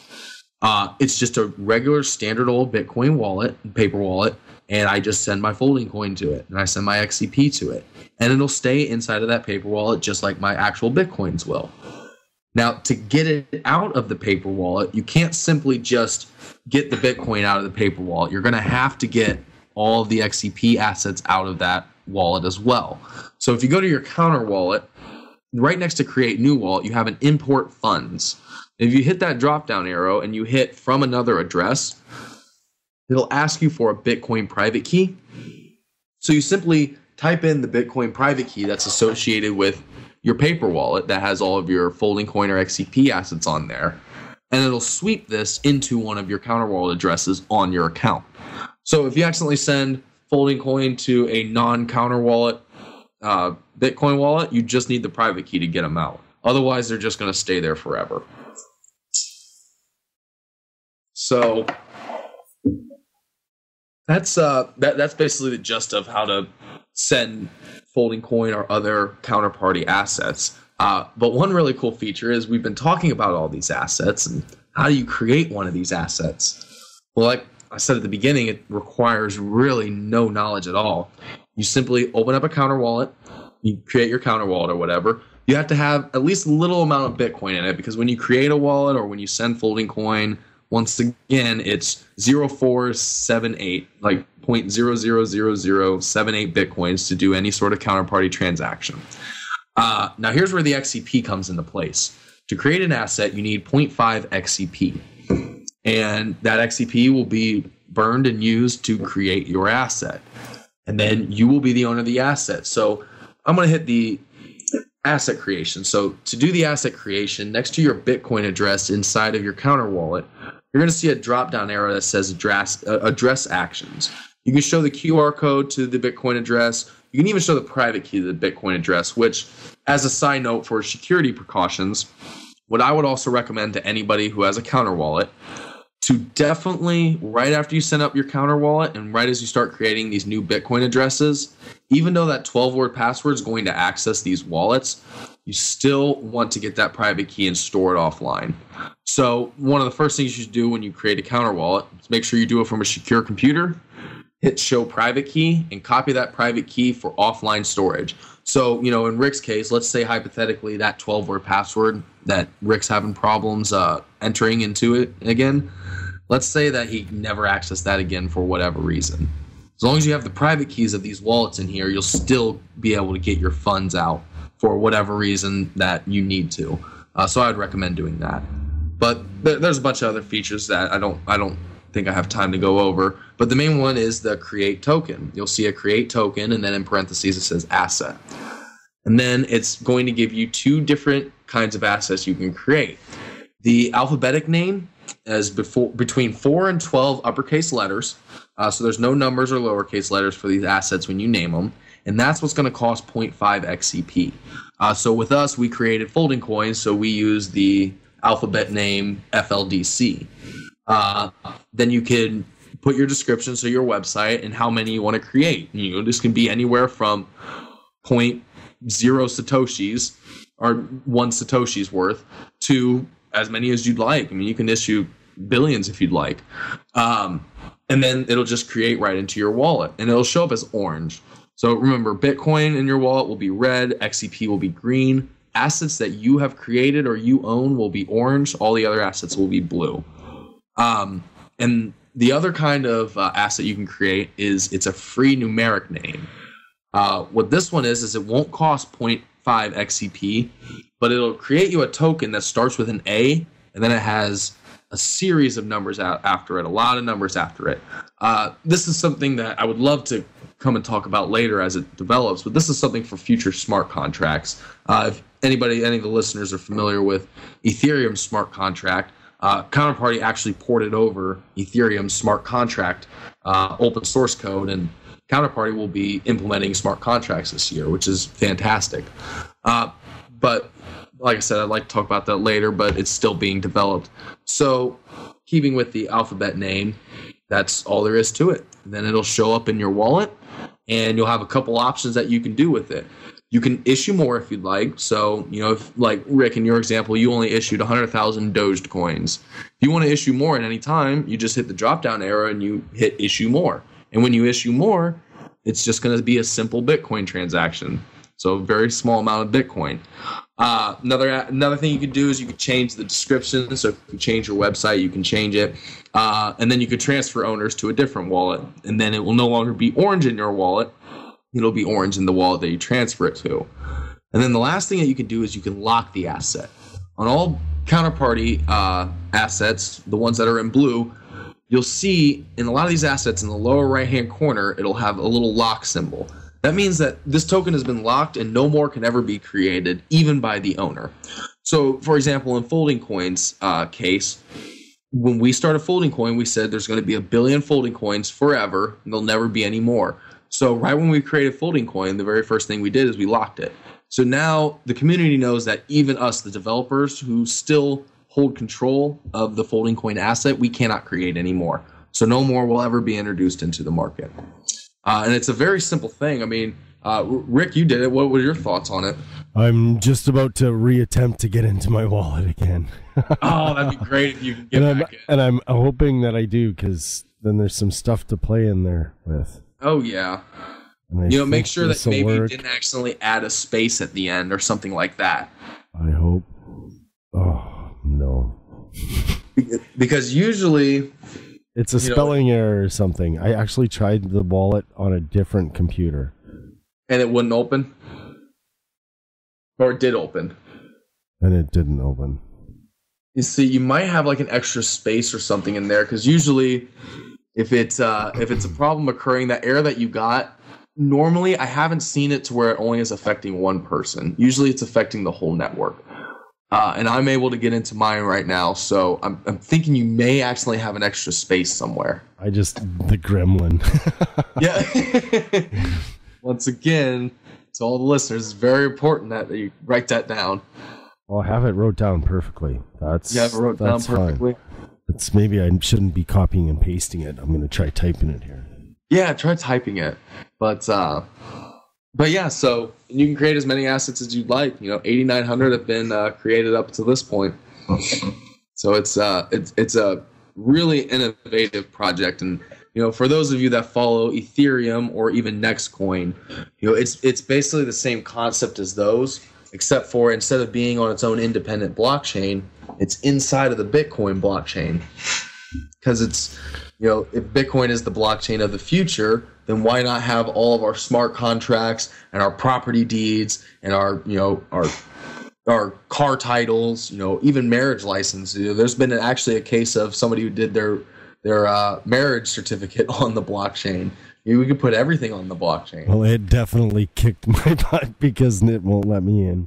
Oh, man, that's a shame. Maybe Dogecoins are lost forever. It's like, did I log out of, or I'm logged in somewhere? I've looked over a few different things. No. It's probably going to be one of those wait things. You never know, though. It could be locked in there for 6 months. It might be. Time will tell. Limited edition. I can make more. That's what's really cool. Now I know I can do something. It's like It's like a small contract offering. It is like an escrow. What do they call that? Those fundraising things. Crowd sales. Yeah, exactly. It's like crowd sale, and it can be set up any way you like. There's all sorts of innovations going on with these counterparty assets. There's 5 big counterparty assets that come to mind, and all 5 of them have different implementations of how they're using their counterparty assets. Even going back to the stock thing, if you lock it, then you won't be able to issue more stock. But with your Dogecoin, you might not want to lock it. Just like when Microsoft or those other companies, just like when they split their halves or their stock and they issue more to the public, you could do the same thing. So every year you can issue 100,000 more. And can you destroy them too? You could destroy them by sending them to a provably destroyable, like a provably unspendable Bitcoin address. So like in Counterparty's example, when I was talking about their proof of burn, their Bitcoin address that they had everybody send it to it started with a 1, just like every Bitcoin address. And then it was Counterparty with a capital C. And then the rest of the 26 characters in the Bitcoin address were all capital X's. Now, unless if somebody has broken the Bitcoin algorithm, it's impossible to find the private key to that particular address. And somebody wouldn't have accidentally, just by chance, generated a Bitcoin wallet with those exact characters. So that is a provably unspendable address that nobody will ever have access to. And you could do the same thing. So you could do an address that starts with a 1 and then the word Dogecoin and then a bunch of X's after that. And then if somebody sends, if you burn your stock through that, then everybody will know, well, he can't access those. He doesn't have, nobody has the hashing power to be able to crack that private or that public key. So that's a way that you can burn them. Because I think it's like there's more. I saw it on a forum once, so obviously who knows how accurate this is, but I'm going to throw it out there anyway because I thought it was pretty neat. I saw there are more combinations of Bitcoin private keys than there are atoms in the galaxy.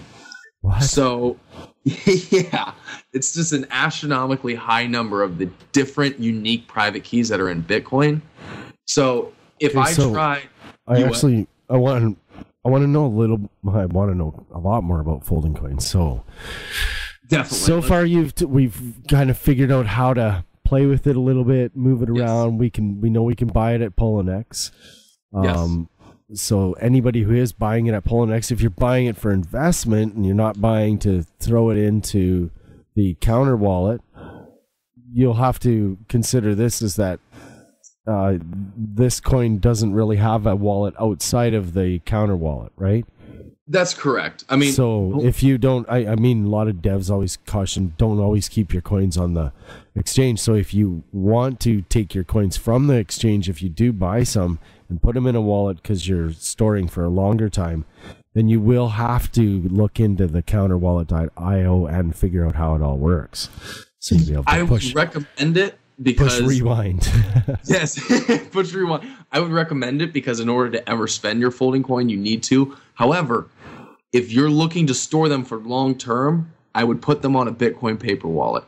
You actually can go to our YouTube channel. It's got a bunch of tutorials on how to set up everything FoldingCoin related and a lot of different counterparty things. And actually, it'd probably be a good idea for me to make a video on how to create an asset. I'll put that on my to-do list because I love supporting counterparty as much as I do FoldingCoin. But I would recommend putting them on a Bitcoin paper wallet if you're not going to spend them. And I have a video showing exactly how to properly create a Bitcoin wallet offline securely to where nobody will ever crack it. So for long storage, paper wallet. If you're using your FoldingCoin, I would use a counter wallet. So like a majority, here's a good example. So we have to distribute our FoldingCoin every day, and all of our undistributed FoldingCoin, we keep all but 2 weeks worth of distribution in a paper wallet. So right now there's 1 billion total FoldingCoin, and there is 880 million that are sitting inside of a cold storage wallet, offline, never once been online. Okay. The reason why we do that is because if somebody is to, let's say, hack my computer or somehow get my 12-word password for my counter wallet, they could technically have access to all my FoldingCoin, even the ones that we haven't distributed. So that would, ultimately destroy our project, because that would be very, very bad. So me and James, we've developed a system to where we keep all but 2 weeks worth of undistributed funds in the cold storage. And the reason why we keep 2 weeks worth online is because it's, doing a paper wallet is very time consuming. But we still have these 2 undistributed weeks of FoldingCoin on 2 separate counter wallets on a 100% secured computer that doesn't have any downloads or anything on it. It's a Ubuntu 14.04 encrypted hard drive. We've put all the measure into place to make sure that those don't get stolen. And every 2 weeks, we get the FoldingCoin out of the paper wallet, take 2 weeks worth, put them in 2 brand new counter wallets, and then we take the rest of it and put it on a brand new paper wallet. So that way we're just as secure as we can be. So yeah, paper wallets are a fantastic idea, because theoretically I know this is very hard to do. That's why you have hot wallets and cold storage wallets, but theoretically you're not supposed to use the same Bitcoin wallet twice. It has potential security leaks if there is a quantum computer out there. But obviously we don't have quantum computers yet, and you're probably safe just using the same Bitcoin wallet over and over again. But if you look at any of the Bitcoin experts, they just don't recommend doing it. And I wouldn't either. You have your one wallet that you only keep the amount of funds that you're willing to lose on, and then the rest of them you just put in storage. Okay, so reading the title of your coin says new coin that helps science and medicine. Can you explain that for me? Yes. It helps science and medicine, because that's one thing we haven't even touched yet. I know, I'm so sorry. No, it's James, good. James, are you still here? Yes, I am. Would you like to talk about FoldingCoin for a second? Certainly. So FoldingCoin, or FLDC, is a counterparty asset that we distribute to people who contribute computer time to the Stanford University Folding at Home project. Which that does... So the Stanford University Folding at Home project is what's known as a distributed or a grid computing project. The researchers at Stanford are interested in protein folding. Protein folding is a biological process that happens in everybody's body, and it's basically how cells divide and how life works is through protein folding. When the protein folding process in your body goes bad, you can have diseases such as cancer, Alzheimer's, Parkinson's. And what the researchers at Stanford are trying to do is to understand computationally what happens when proteins don't fold properly, so that they can make medicines that correct the protein folding process so that they can cure the disease. So they've developed computational models that allow them on a computer to simulate what the proteins do in your body, and they can try different medicinal approaches, different ways of making medicines to see, does that fix the protein folding? Does it make it better? Does it make it worse? What sort of effect does it have? And they can repeat this thousands of times across many computers all over the internet. How many folders are in Folding at Home, Robert? About 200,000? Yeah, currently it's just a little under 200,000, and it houses about 47 petaflops. Yeah, so about 200,000 people have donated their unused computer time towards Folding at Home to run these protein folding simulations, and that allows them to repeat these scientific experiments hundreds and thousands of times to find the best solution that they can put it into a medicine, go to human trials, and cure the diseases. Folding.stanford.edu is their website. We are not in any way a part of that organization. We just support it through our crypto project. They make Oh, There's been about 100 or more scientific papers that have been written. yeah, it's been. So they make their results available to the public, so you can see folding time has gone towards. I think he was saying how much folding time has gone through. We kind of lost you a second there, James. Can you repeat the last sentence you said? So I was just saying on folding.stanford.edu, they make available the scientific papers to show the results that have been found through the folding. Okay, so now how does FoldingCoin directly relate to this process then? Okay, so that explains what Stanford's project is. Yes. And so where cryptocurrency enters into it is the Stanford project keeps track of your points. They're called work units or credits. And they have a leaderboard where they post everybody's, how much you folded in a day or in an hour or whatever time period you want. But there's no profit motive. It's just a leaderboard, points on a leaderboard. It's kind of a bragging rights on an internet forum. Hey, look how powerful my computer is. I've folded all these folding units. Robert last year had the great idea when counterparty became available. We could make a coin, FoldingCoin, FLDC, and we could give it to people based on their position on the folding at home leaderboards. So that's what we do. Stanford University makes available to the public a text file download of everybody's folding credits, the 200,000 people on the folding at home folding network. Robert devised a bit of a method by which you could encode your Bitcoin address for your counter wallet into your folding at home software. Daily stats download, and where I came into it is Robert was doing all these calculations of how many folding coins people were entitled to based on their folding at home credits, and he was calculating that all manually in a spreadsheet. So I said, no, that won't scale. I have a bit of a background in PHP scripting. I come from an internet service provider background. And so I said, you know what, we can write a PHP script that'll do that. So I did that. And we've been running since July on the PHP script. We have a commercial hosting provider that allows us to run custom PHP code. So every day our PHP script runs, figures out from the folding at home stats who's given us their Bitcoin address and how much they've folded that day. And we figure out based on the 500,000 folding coins per day that we give out, we give you proportional to how much your computer is folded that day.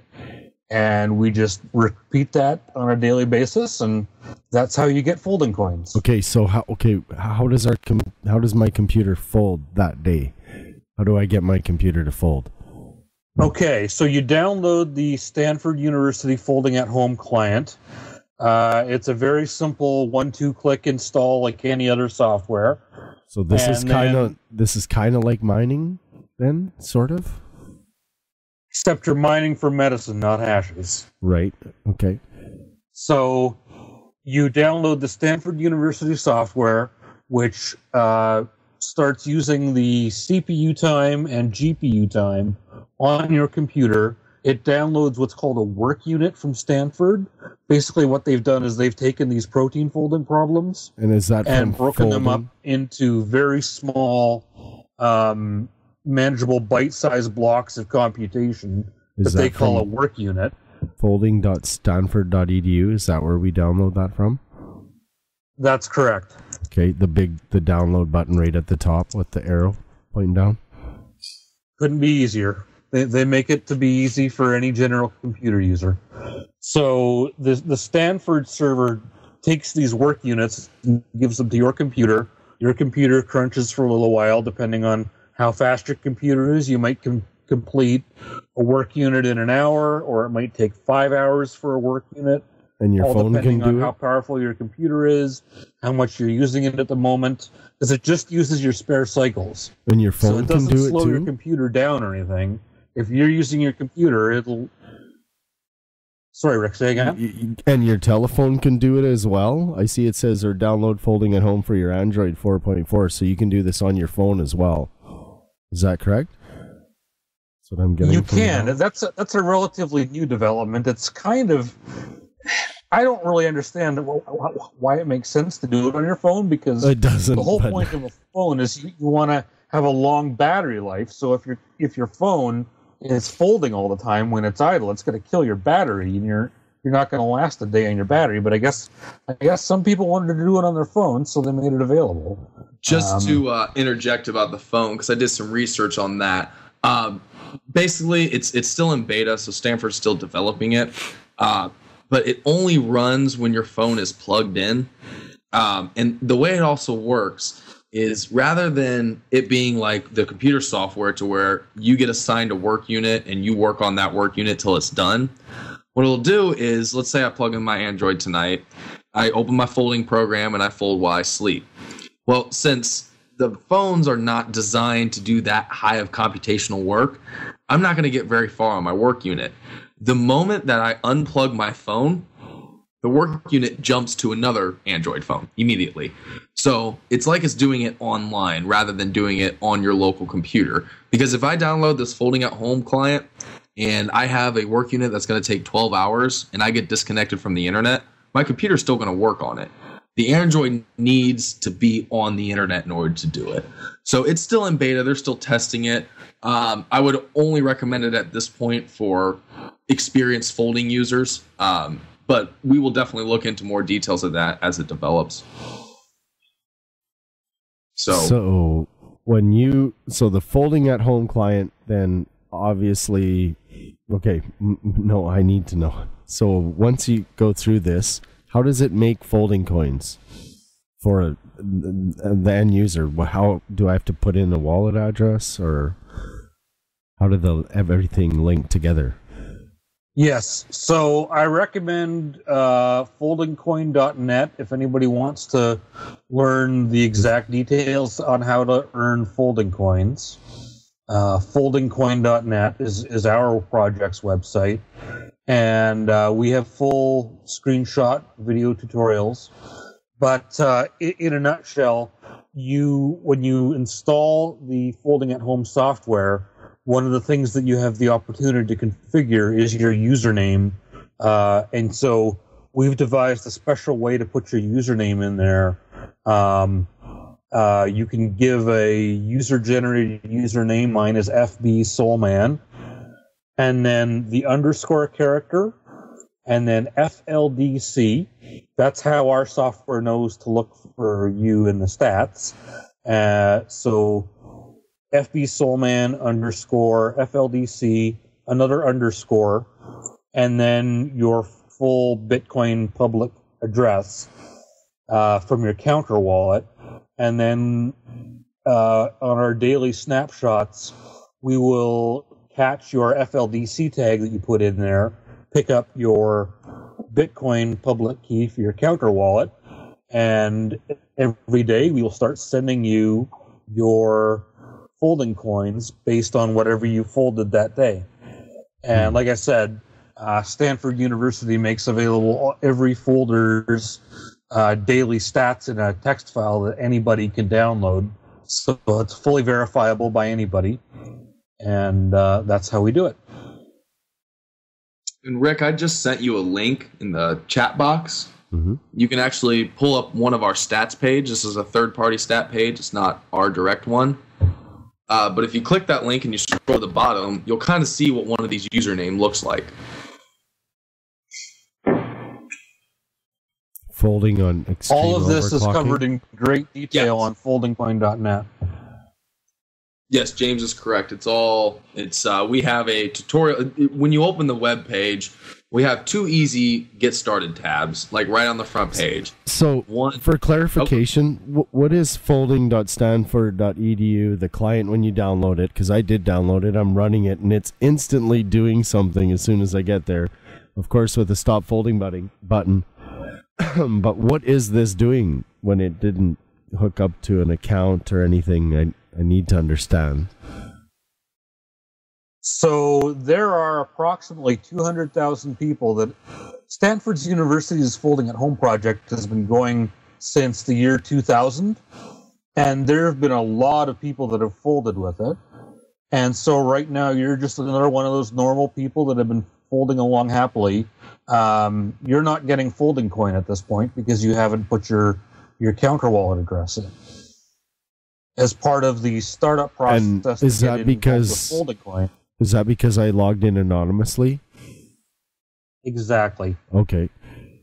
So you can change that at any time. So, like, do you have it open right now to where you can change your username? I think it says change identity, and it says team number and passkey. Yes. So go ahead and change your identity. Go ahead and click that. And then tell me what you got. Do you have to put anything in team number or passkey or no? We'll go over it step by step. Did the prompt come open where you can change your username? Oh, yeah. It let me change it to Dougherty Radio, yeah. Okay, so Dougherty Radio. After Dougherty Radio, do an underscore. And then do a capital FLDC. Okay. And then do another underscore. All right. And then paste in one of your counter wallet addresses right after that last underscore. Okay, now that's the harder part. Right? Well, I can open up the new one. I've tried diligently to try and open the old one, but it didn't seem like it was going to happen. So while you're opening up this one, James, why don't you explain the team number? Because that was some interesting developments that we've done throughout our time. Yeah, so folding at home allows you to fold on a team, which sort of a little community of people has built up over the 15 years folding at home has been operating, of people that are folding together to kind of compete against each other's computers. So last year when Robert started the FoldingCoin project, he latched onto this idea. Team 226728 is the FoldingCoin team. In our initial release of the FoldingCoin calculator, we required any user that wanted to get FoldingCoins had to set their team to 226728 and then give their Bitcoin private address as the username, and they couldn't put any other thing in the username but just their address. So that was a good initial launch of the product, and we got some traction, and we got some feedback from some of the longtime Stanford folders that they didn't want to lose their team, and they also liked having a friendly username in there, so it wasn't just a big string of letters and numbers like a Bitcoin address is. So we looked at it last fall, and we came up with this idea of embedding the underscore FLDC underscore into the username, because that would give us something that was very unique that wouldn't likely be in any other general folding users. The only people that would be using underscore FLDC underscore would be the FoldingCoin users, because that's what they were told to use. So that's what we did. The script still allows you to be on team 226728, and a lot of people are still there, and a lot of people have decided to go to other teams, in which case they would tell us they're a FoldingCoin user by inputting the whatever username they want, underscore FLDC underscore, and then their full Bitcoin public address. So we have those two methods available for users to signify that they want to receive their FoldingCoins. Robert, did you want to talk about merged folding at this point? Because that's kind of a follow-on. I got the counter wallet back up. Oh, you did? Yay! Yeah, to That's do exciting. this. Not the one I just for locked the out. I listener. to get the folding at home thing working for For the team listener's number. benefit, can you go over, did it just work properly right away? Did you just paste it in? Oh no, I had to create a new wallet. Actually, a third time. Oh, but I'm so having you no still luck. don't have- So You still don't have your original one back? no, but I have it stored in a safe place. In fact, and even my third wallet, because I was about to set this folding at home up, and I don't like to waste electricity if I'm going to try something. I want to see Fair it enough. run for a couple days, so I made sure I got everything set on that wallet. I'll try that other one. Watch, it'll light back up tomorrow night or something like that for me. I hope so. Definitely can contact me via email if not, and we'll help you figure it out. But and also, if anybody else has the same issue, please don't hesitate to email me. rross at foldingcoin.net. So I'm at the counter wallet, and I have the folding at home, of course, opened with the name change that we were doing. The FLDC underscore. Yep. And then your There's two underscores. There's an underscore at the beginning of FLDC and an underscore at the end of FLDC. Okay, and then what do we do next? you just paste in your counter wallet address. So and that's one of the team number or passkey. See, now here's the thing that James was going over. Now it doesn't matter what team you're on. So to give a little bit more background on the teams, the team, like, since you haven't heard of folding at home before in your life until today, you're probably just you might as well join our team. So our team is 226728. But you can join any team you want.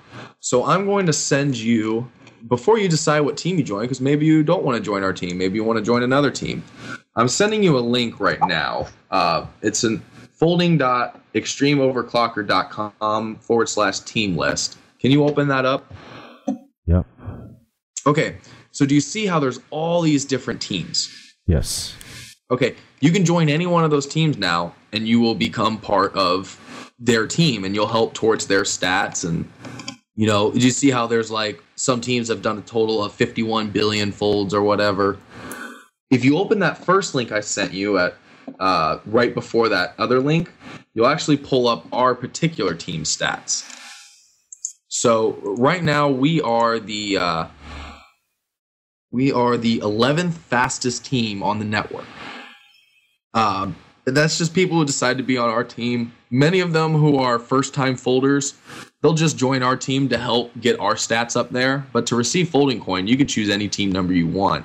I think the highest team number is like 298 something. And what is your team number? Ours is 226728. And where do I find that on the folding.extremeoverclocking.com, that team summary? The one that I just sent you, that's a fantastic third-party stat. I'm looking at the first one you sent me, actually. Right. So do you see in the URL how it says at the end 226728? Yep. That's where you would find it in this particular website. Now, this website that I sent you a link to, for any of the listeners, it's folding.extremeoverclocking.com. They're what I have found, in my opinion, to be the best website for finding statistics about folders. Now, this isn't the Stanford website, though. Stanford does have their own stats page, and it's not as intricate as this one. This one allows you to have line graphs and projections and 24-hour averages. It's got a whole bunch of fantastic features on it. Stanford's is just basically the numbers. So if you actually want to find the team number to somebody, you would go back to that folding.stanford.edu. So go ahead and go back to that. I got like 15 questions that just came up, of course, now. Well, do you want to ask those before we continue? No, there's too many there right now. We'll go back to that. Fair enough. Okay, so are you at folding.stanford.edu? Yeah. You see the home page in the upper right-hand corner? Yep. Go ahead and click that. And then do you see team and stats? Yep. Go ahead and it'll have a drop down, and go ahead and select team statistics. And then are you at a page that has a bunch of teams and numbers and stuff? Are you at that page? Yes, I am. Okay, so do you see that second category? Like the top team is team 111065. Yes. So those are the team numbers. So if you scroll down currently, we are overall team number 7-1. So we're the 71st most productive team of all time. And that's with just us running in just, 8 months. So in 8 months, we've brought on enough miners to where we're the 71st most folded team of all time. And this has been running for 15 years, to put it in perspective of how fast we're going. And these other teams here, they're not making folding coins. No, they're people who have been folding for years, and they haven't been compensated for their time. Okay. So I just want clarification there. We're not looking. There was. Go ahead. I was just saying, up until the idea of FoldingCoin came around, there was no way to compensate somebody for their folding time. It was just a goodness of their heart donation. Nice. So why haven't these other people caught on yet? There's a couple reasons, and the first reason. Well, first I do want to actually go over something. If you look at the top, is there any way that we can finish the folding client? Passkey. What do I put in for the passkey? Okay, so what the passkey is this was a way for Stanford to. This was a way for Stanford to. They implemented it when they had some issues years ago about people like trying to fold with other people. Now, I don't know why that was necessarily an issue, because I haven't been in the folding realm for very long. But basically, they had it as a way to really give a double security of you are who you say you are, and you're not producing fake results. So if you do not get this passkey, they're only going to credit you a very small amount of credits. This is a security measure they've put into place so that way people don't try and alter their score. And to my knowledge, it hasn't had any flaws since it's been implemented. Because, just kind of like, comparing it to the Bitcoin world, to where the double spend is the scary thing of somebody trying to fraud the network. This passkey helps prevent anybody trying to put in fraudulent work units, so fake folds. So if you don't put in this passkey, you're not going to get many credits. So it has a simple hot link. All you do is have to send an email to Folding at Home. And do you see the hot link in there where it says Get Passkey? Yes. Go ahead and hit the Get Passkey. Then it's going to ask you to enter your donor name and your email. Now enter your donor name exactly how it is on the other web page that you have, your folding client web page. So just copy and paste that over. So it'd be doged_radio_FLDC. Or was it Doged Radio that you used? Yeah, it was just, I changed it to Doged Radio. Okay, yeah. There's a story, but we're not going to talk about that right now. Fair enough. Just copy it exactly how you have it. Yep. And then type in your email, and then you'll be sent an email with your passkey.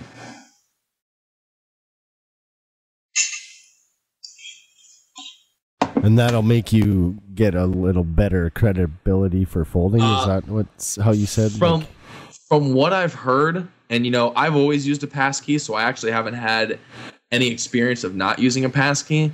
But people who don't use a passkey, they say sometimes they'll only get like 100 credits. In comparison to when they do use a passkey, they'll get like 20,000 credits. So, it's a pretty drastic thing, because Stanford really wants you to use the passkey because it helps prevent frauded protein folds. So you have to use a passkey if you want to get good points. It's night and day between using a passkey and not using it. Here comes the geek perspective. If you were previously mining Bytecent coin, which is not have a throttler on your CPU, I have just run this on my 8-core, which I'm kind of sensitive about, mining on an 8-core with not a substantial cooling. It's not smacking my processor to death. No, it uses, I'd hate to talk exactly why that is. I'll give the general sum of it, and maybe James knows more about it. But to my knowledge, from the forums that I've read and from the research that I've done, when you're using flops, because when you're doing Bitcoin and altcoin mining, you're hashing. And that's the way they measure your computational power on a blockchain. But it's a different kind of computer process. Right now, what you're doing is your folding protein is measured in flops. And flops and hashing is two different ways of doing computational power, and they have two completely different purposes. And I kind of want to know where it tells us our flop stats. Does it tell us that or no? That is one thing that's a little disappointing that I haven't seen, is it doesn't actually measure your flop stats. You'd have to do that on your own. Okay. So here's another, just for clarification. So where are the coins going that are being made? I didn't type in a wallet address or anything. In your username, you should have. In my username. Yeah. James, you want to cover that? That's a good question. Like I put in Dougherty Radio _ FLDC. You were breaking up a little bit there. He's wondering, how does he get the folding coins? So in your folding at home client software, you set your username special. You don't just put a username in there. You put a username and then an _, FLDC _, and then your Bitcoin public address key. As found in your counterwallet.io. Yes. Where it says my address, Exactly. #1, mine is 1J. Yeah, okay. That's correct. So it's kind of like, it's just like a really different kind of mining client, but the focus is to add a service to folding, which is being done for medical research. Precisely. And the code that James created, when it searches through all of the different folders and it finds everybody who has a Bitcoin address, which is also your counter wallet address, so it's also your folding coin address, then we get into how we decide how many folding coins you get. And I'd love James to go over that. It's came up with a brilliant method.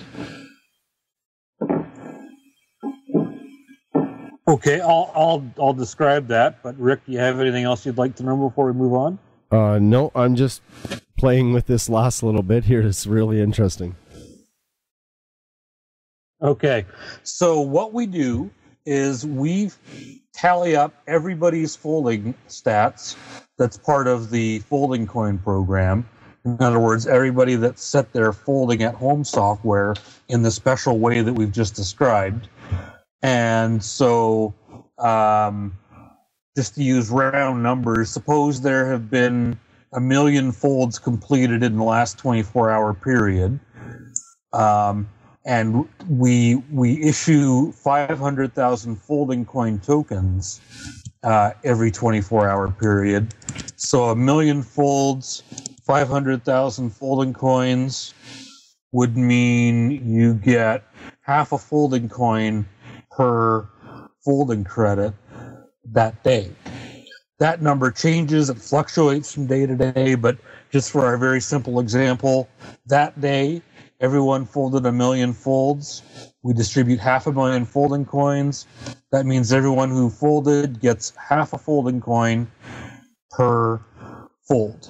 So we then go through the stats a second time and figure out, okay, you had 100 folds. So I can't do the math right on the spot, but whatever the fraction of that is how many folding coins you get. Person number 2 folded 1,000. They've got a much more powerful computer, so they get proportionally more folding coins. And you just go down the list. What do we have now? About 150 people a day that we pay, and it just does. 151. Go ahead, Robert. Oh, I was actually okay. So another quick mining geek question. Yes. So if I run another instance on another computer, can I have it pay to the same wallet? Yes, you can use the exact same address and the exact same passkey on multiple computers. I have. It's like here comes the attack of the Russian supercomputers. Yeah. Hey, we'd welcome them because they're just helping medicine. I have 8 different computers that I run. And, currently we're testing a new code that we'll talk about later on, which is very exciting. It's called merge folding. And they want to know real quick what your opinion is of running it on a laptop. On a laptop, I personally recommend against it. I'm kind of the same way because laptops are. But the same listener suggested. Well, everybody has a tablet around. Like, yeah, I guess why not set it up on a tablet if you want a beta test, and then just make sure that you keep it cool. Don't set it on a blanket or anything. And to answer James real quick, I've actually seen mining farms of telephones in fridges before. So oh God, people, if they have junk hardware around, they second purpose it again, right? Yeah. But like you said, though, I mean, you could, if you want to put a bunch of phones in a fridge, you could do that. I wouldn't recommend it, though. I would recommend on a desktop computer. For example, they even say it on their site, hey, we're not liable for any damaged equipment. Now, from the research I've done, it's very, very far and few of people who actually have had damaged computer parts or CPUs from doing folding. But just like mining, I was a miner for years and I had cards that burned up. However, mining, for whatever reason, hashing just pushes those cards to the limits. When I transferred from being a miner to a folder, I shut off my cooling system. I didn't even need my fans anymore, and I had set up an air duct. It was a pretty ingenious setup. I set up an air duct that went to the fans, and it distributed through like a whole bunch of different like air ducts that were going to each fan. And my fans were actually blowing AC onto my miners because they get so ridiculously hot. And right when I turned on FoldingCoin, or right when I started folding instead of mining, I turned the fans off, and then I thought, well, I'll just run the AC. I turned it off too.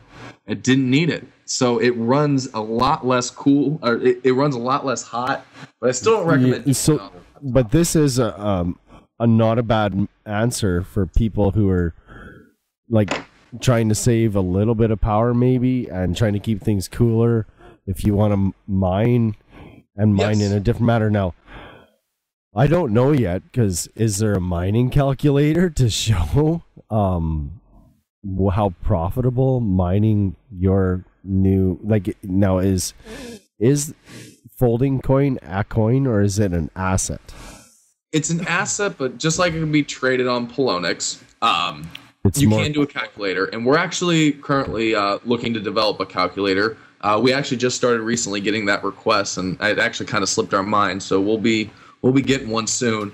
But if you actually go to our website, I'll put it in the chat real quick so you can see the exact link. If you go to our website, under our tab, the coin, you'll see the distribution page. And if you scroll down, every single payout we have, how many folding coins were worth each FAH credit. So yesterday, we did 21.2 million folding or FAH credits. And if you were to get, since we take that from 500,000, so if you were to have gotten one FAH credit, you would have gotten 0.0235 folding coin per each credit you did. Now pull up your folding client again, and I'll show you how you can find your estimated folding coins or your FAH credits. Yeah, I have it up. Okay, do you see there's a box that should say estimated points per day or PPD? Yes, I do. Okay, so real quick, just as a disclaimer, when you first start running folding, it can take it about 3 to 4 hours to catch up to the actual accurate amount of FAH credits you're going to get a day. But what does yours currently say right now? On the CPU side, 9,531. So whenever you do that 9,000 credits in one day, you will times that by 0.02 folding coin, and that's how many folding coins you would receive in a day. And then you can times that by the let's see, the 140 or 129 Satoshis that it's currently going at. And then that's what you would get per day. And obviously, it'd be really nice if we get a calculator. So we're definitely going to set that up. So I'm guessing at the numbers you gave me, 0.02 coins, you said? 0.02 at 9,000. And so let's see, calculator. Let me do it all. I'll do all the math for you real quick. And it's about 123 Satoshis for people who are wondering. Okay. Yeah. And I would even say that there's probably not a lot of people mining it. No, there's not. Well, to put in perspective how much I do a day, I do 50,000 folding coin a day usually. It's starting to get a little bit lower because we're starting to get more folders. So currently, I make 50,000 folding coins in one day. I have, in comparison for the listeners who are miners, my operation was a 3 gigahash or 3 megahash. Or no, I'm sorry, it was a 2. Let me start over. It was a 2 gigahash Bitcoin mining operation and graphics cards and CPUs. So they're telling me 180 coins a day. And that's for yours. That's plus the 1,679 off the graphics card as well. Which I might add so that everybody knows my graphics card is a 7970. Well, your graphics card is 7970. Remember, it's going to take about 4 hours for it to be accurate. Right now, that's not accurate. With a 7970 in your i7, you're probably looking at maybe 5,000 folding coins a day. I'm using an AMD 8 core. Oh, you're using an AMD 8 core. You're probably looking at, you might do about 5,000 today. Later on in the talk, your points per day should catch up. But for my setup, my 2 gigahash comparison setup, I actually have a couple. I have two R9 290Xs, which are beautiful cards. They each do 250,000 points per day alone each. So I make about 50,000 folding coins a day, and that equivalates to 0.072 Bitcoins a day. And I spend about $100 in electricity a month. So it's you'll have to wait the 4 hours to see your accurate points per day. But a 7970, you're looking at a good amount of points a day. Yeah. It's definitely not going to be only 9,000. I assure you that. That card alone is probably going to do you maybe 100 to 150,000 points per day. Okay. So once it gets running, but you also have to have it on full speed. Are you on light, medium, or full? Medium speed. You'll want to be on full if you want to get the max potential of it. Let's see what it does to the CPU. The graphics card, whatever. I got about 10 more of them as spare backup. The CPU, yeah, I'd rather it not get in death. And it's really interesting. When I switched it to full, CPU just died right off and running a slightly bit harder, but not much more than what it was. Oh, yeah. It doesn't run it that hard. And these chips are really sensitive. As soon as they go past 75, 76 degrees Celsius, they don't like running there. Oh, no. And I found that some mining software ignores that fact that we need to have some sort of throttling agent inside of it. Oh, well, and since this is all developed by Stanford and they don't want your CPU to burn up, unless if you're actually physically overclocking it, it's not gonna push it over the border. It's really not.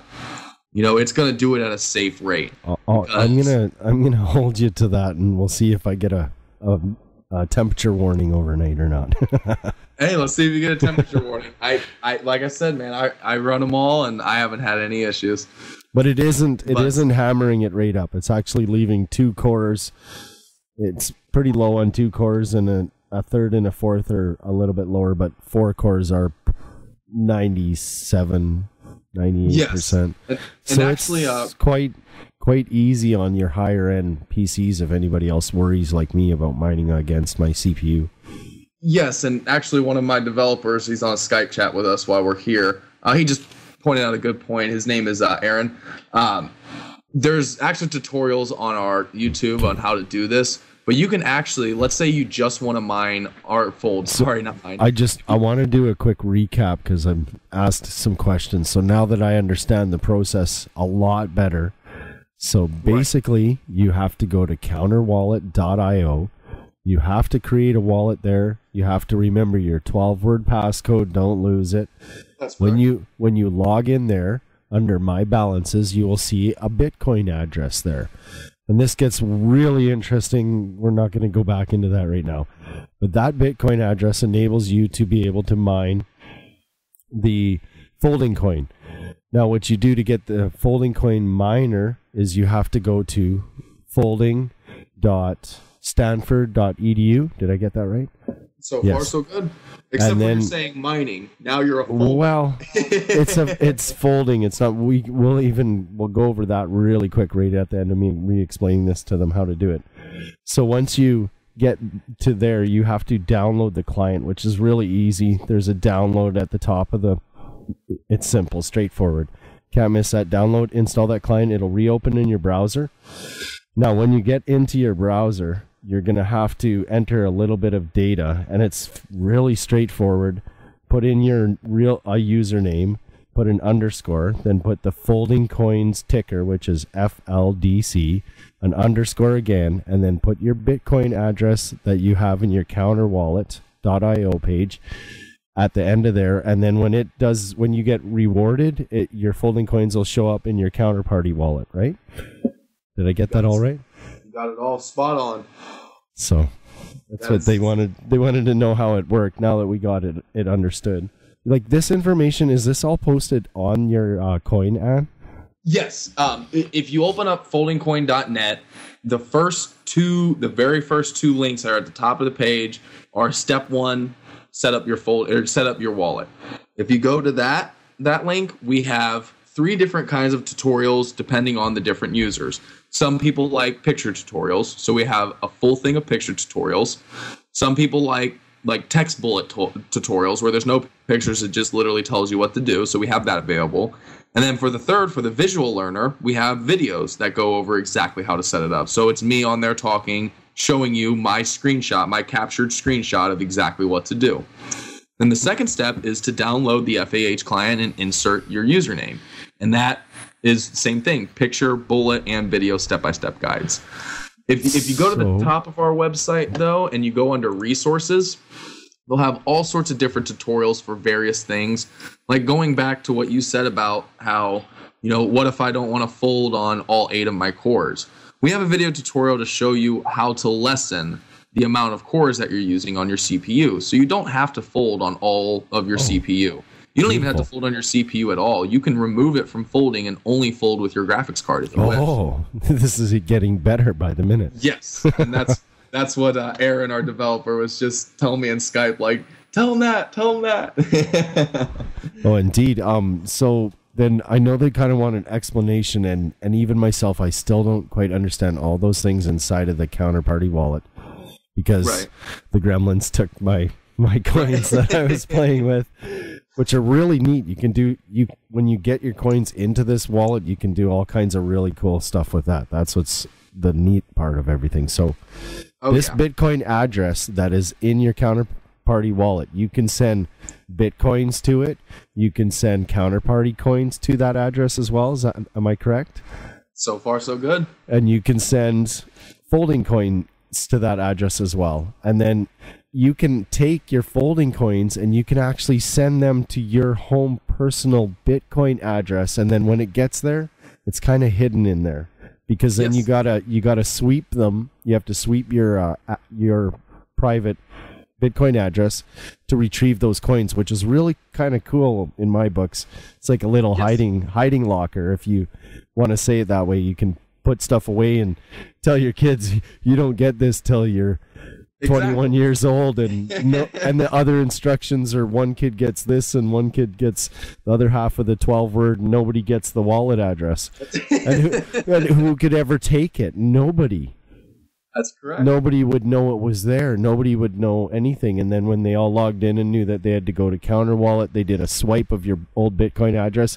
Boom, there would be thousands and thousands of dollars worth of a coin that nobody knew was sitting there hidden. Oh yeah. And, and to elaborate, I don't want to take too much time going into that, but there's all sorts of cool things going back to like multi-sig, to where you can even have it to where, you have 100,000 folding coin in this Bitcoin address. And in order for somebody to get those, you have to have 2 out of 3 signers. So like, let's say you have, we'll use us, for example. We have like 5 developers. So let's say 3 of us have a unique private key to access our 100,000 folding coins we have.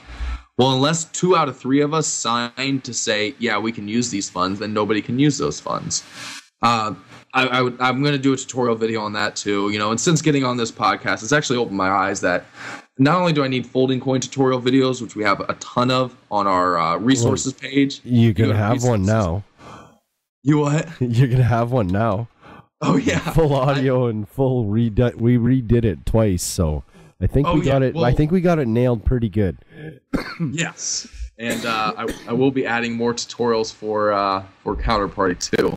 If everybody's following along and actually being able to do it out of the IRC channel, that what we've described, they're getting it. That's for sure. Are they getting it? Perfect. Oh yeah, they've got it figured out. Somebody did ask for a link for the customized mining. I'm not sure if I understand what he meant. He's asked that twice, actually. For like how to remove slots and things like that? For CPU, remove CPUs or... Yes, let me get that right now. I actually only have a video of that right now, but I'll still send it to you. I need to get still picture guides for it. Give me just 1 second. If you tweet it, that's the best usually. Okay, I will tweet that. Give me just 1 second. Well, while I'm finding that, do we still have time to go over another great feature that we're actually implementing on February 5th? Absolutely. All right, James, do you want to tell him about your next great big idea that you've had? Okay, so merged folding. This is sort of a concept that came to us from some altcoins that are traditionally mined with their own blockchain. You may have heard of merged mining, where it allows you to mine towards multiple coins at the same time. So we kind of use the same word merged, and because we fold, we called it merged folding. Hello, Sorry, basically the idea is we have a couple tokens that have moved to counterparty rather than running on their own mined blockchain, and they saw what we do for distribution with our folding at home proof of work, and they wanted to emulate it. So they came to us and said, how do you do it? And we had some talks and decided that we wanted to partner with them. So with merged folding, we now allow you to put any ticker in the in your folding at home software that is affiliated with us in the merged folding. The first 2 tickers that have gone to merged folding, the first is called PowCoin. Robert, do you know what the ticker is for that? PowCoin, it's going to be POWC. And the second ticker that's going to launch merge folding on February 5th is ScottCoin. And Robert, the ticker for that is... It's actually spelled out ScottCoin, so it'll be SCOTCOIN.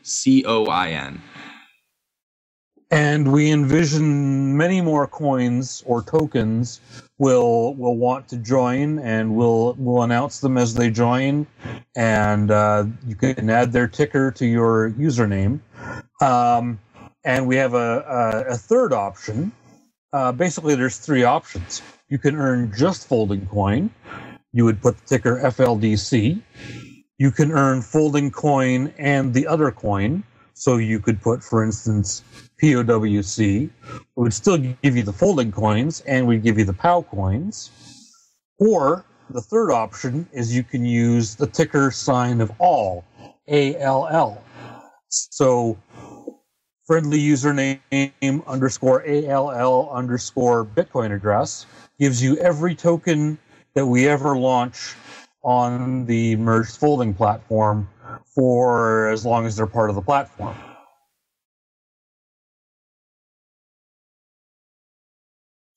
And that's what we're calling it, is the FoldingCoin platform. So, just a quick question here. If you're making more than one miner folder, pardon me, I'll get that right yet. If you're making more than one folder, can you use the same username exactly from one to the next? Yes. Okay. And so, and then I got a really quick. I don't even know what this is, like a revelation. I've actually went to the Folding website before and folded before, quite a while ago. Have you? Yeah, I can remember that I've used this software once before. Didn't really understand. Now it's crypto related. It's even better. That's the goal. But yeah, so like James was saying though, you can now earn, instead of just folding coin, multiple coins by folding.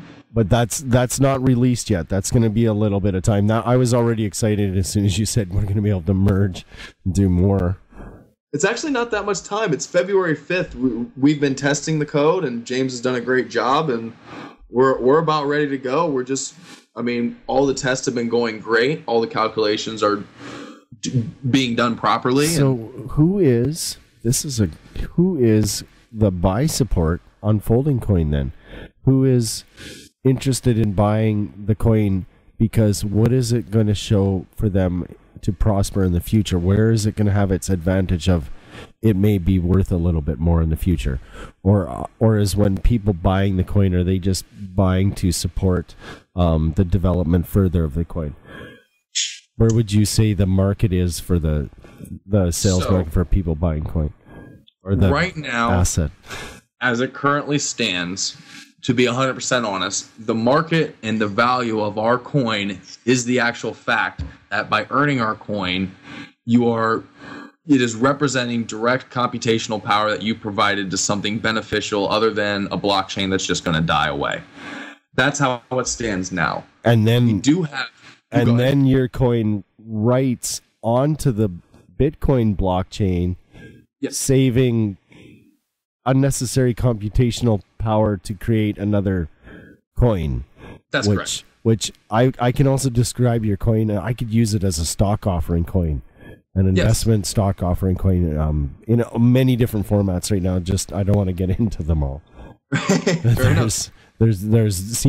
Seems like a lot of usefulness. Plus, then you're folding and helping medical research. That's correct. So then the people who are buying the coin might be the ones that are also mining the coin. That's correct. And that's kind of how we initially, that was kind of one of the benefits of it is, let's say you really like protein folding and you really want to find a cure for cancer. If you buy FoldingCoin, you're literally directly financially supporting somebody that's putting electricity into folding. So by buying FoldingCoin, in a way, you're supporting those that fold.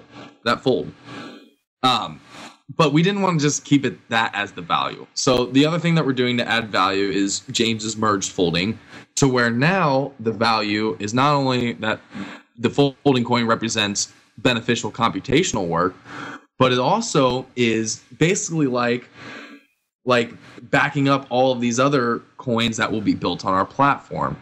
So when you get like Powcoin and Scottcoin, you're also getting FoldingCoin. So even if Powcoin or Scottcoin, even if they drop off or they don't make it or whatever may happen, kind of like you were talking about Mooncoin earlier, all that electricity that went into Mooncoin, and the people that are holding on to 1 million Mooncoins, and all of a sudden Mooncoin fell off the face of the earth and it was worth nothing.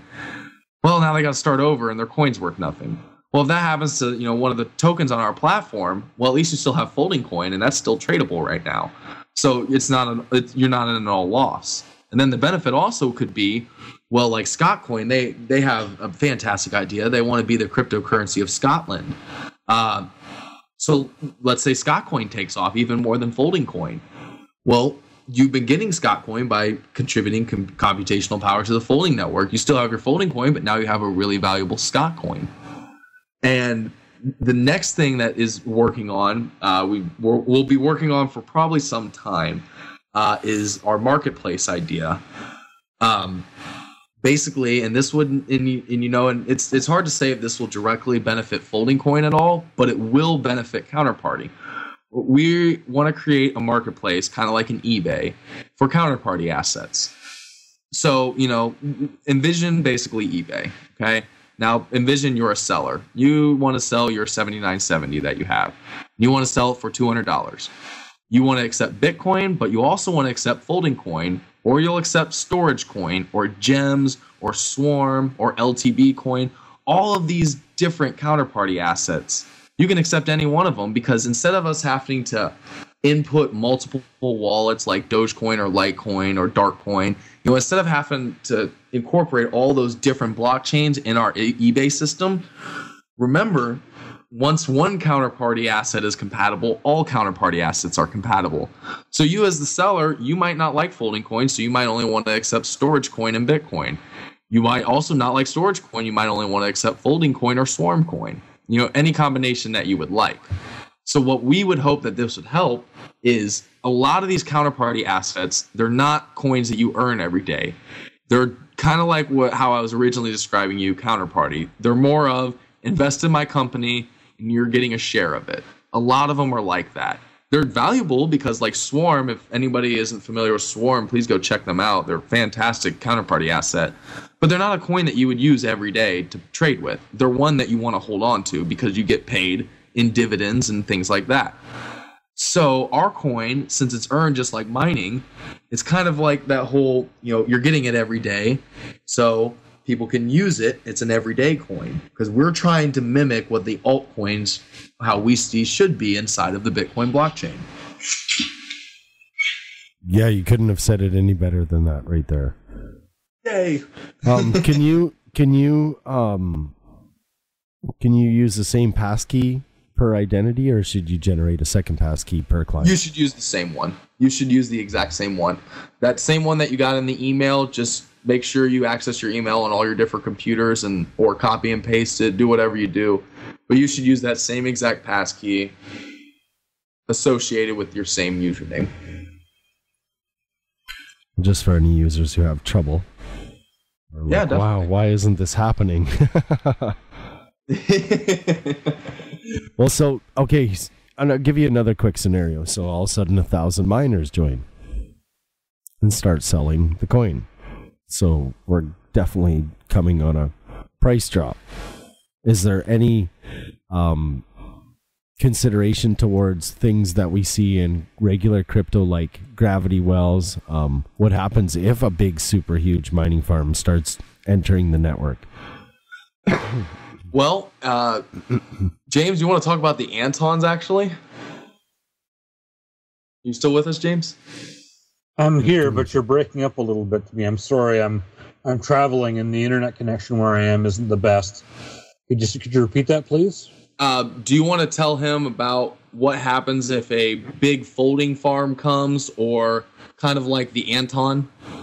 The Anton? Yeah, so if some big folding operation with a lot of computational power comes into the network, that can only be a good thing because that means more protein folding for Stanford University. There's a computer out there called the Anton, which is kind of like an ASIC for protein folding. It's a massively powerful protein folding machine that up until now it hasn't been economical to produce these at any kind of scale because there's no profit motive. But if some venture capitalist gets the idea in their head, hey, these guys that are doing FoldingCoin, I could get this Anton and get 1,000 of them. Think of how fast we would cure cancer if we had all that computing power shunted towards folding at home. So that's our rebuttal to what happens if somebody comes along with a big folding rig. So then, but what does that mean to you as you have to give out coins? Like, I'm trying to get a few things of how they work. One, just before, I don't want to forget this. How do I find my personal stats? And I've actually joined your mining team. Do we get to see our individual stats? Or yes. No? That extreme overclockers link that I gave you, for those that are just tuning in, it's folding.extremeoverclocking.com. That is a third-party website that's not associated with us or Stanford University, but they do a fantastic job of putting all of the data of everybody who is folded inside of their website, and it's all team-oriented. So, Rick, do you still have that link that I sent you that ends in that ends in the number 226728? Yes, I do. That extreme overclocking. Go ahead and click that. Yep, I'm in there right now. I want you. Okay, scroll down below that line graph. Okay. And real quick, can you guess when we got on Polonix? Look at our line graph. It goes up on right when we got on Polonix to the 16th. Our folding rate just skyrocketed. But if you scroll down to the bottom, below all the numbers, do you see the top 20 producers? Yes, I do. So these are all the individual people that are folding on this particular team. So you'll see some of them that have the old school style to where they're just using their Bitcoin address. Then you'll see some that are using the new ones that are like Kodo78_. Yes, I do. So if you click on one of those individual ones, it'll actually pull you up to their individual stats, how much they've done over a month, over a day, over a week. You know, it goes into grave detail about all the statistics dealing with their folding. And then you can see in the top the total points that they've done. So like I'm clicked on user 12 Whiskey Nathan. And 12 Whiskey Nathan has done a total of 39 million FAH credits. He's folded 1,598 different proteins, and he first started on August 30th of 2014. His 24-hour average is 383,000 points per day. Do you see all those statistics on there? Yes, I do. So that's how you can track it. And if you look on the left side, if you're not on our team, if you look on the left side of Extreme Overclocking, you'll see a name search. You can just search by name, so you can search your own name, and you can have it'll just come up. I was just showing you our particular team so you can see all of our folders on our team, but not all of our folders are on our team. They can be on other teams as well. So this is the best source to use, but you can still go to Stanford, folding.stanford.edu, and you can use their stats page, and you can search the same way. But they only tally strictly your overall points. They don't have how much you've done last week, how much you did last hour, how much you did last month, 24-hour average. They don't have any of that. They just have the raw data, which is useful for sites like this who want to, kind of give it a better look. And I'll show you, if you go to our website, we're just now starting to work on our own stats page. So if you go to our website under resources, you'll see an FAH stats, and I'll just send you the link, Rick, but for the listeners, that's where it's at. You'll see we're creating a graph in JS Fiddle. Let me know when you have that opened. Yeah. I didn't find myself on there, but I think that's because the reason why is because a couple hours update there. Well, it'll be going back to with your 7970, it might only be a couple hours, but you won't be on there until you have completed a work unit. So, like, you're on a Windows machine, right? Yes. Okay, look in your start menu where your time clock is, your taskbar. Do you see a little icon of it's like red, yellow, blue, purple, or whatnot? Yes. Okay, right click that. Yep. And hit advanced configuration. And for the listeners, if you want to really tweak your machine, you can't do it through the web browser that automatically pops up, but you can do it through the advanced configuration. Okay, do you see how there's a progress bar of the different folds that you're doing? Yes. So when one of those completes to 100%, then it's going to submit the data to Stanford. Stanford's going to look it over, and then it's going to credit you. So until you complete one of those work units, you're not going to be credited yet. And just curious, what's your, on that advanced configuration, what's it saying your points per day are going to be now? Points per day. It's on the right side, right above the big area. There's a big PPD, area of estimated PPD, that one? Yes. Well, I just started that computer, so let me look back over at this other one. Oh, okay. I didn't know there was another menu inside of the yes, and there's a protein viewer. We'll have to. Yes, the protein viewer is pretty cool. It'll actually show you the protein that it's working on in a 3D graphical interactive thing. Points per day are 9,102 on a 8-core, and on a quad-core, 2,864. So you're still catching up because it won't be that low. It should go higher. Well, wait, did you say that's on a GPU too, or you said just on your cores? Somebody said that the only way to get your video card to run was you had to run it in powerful.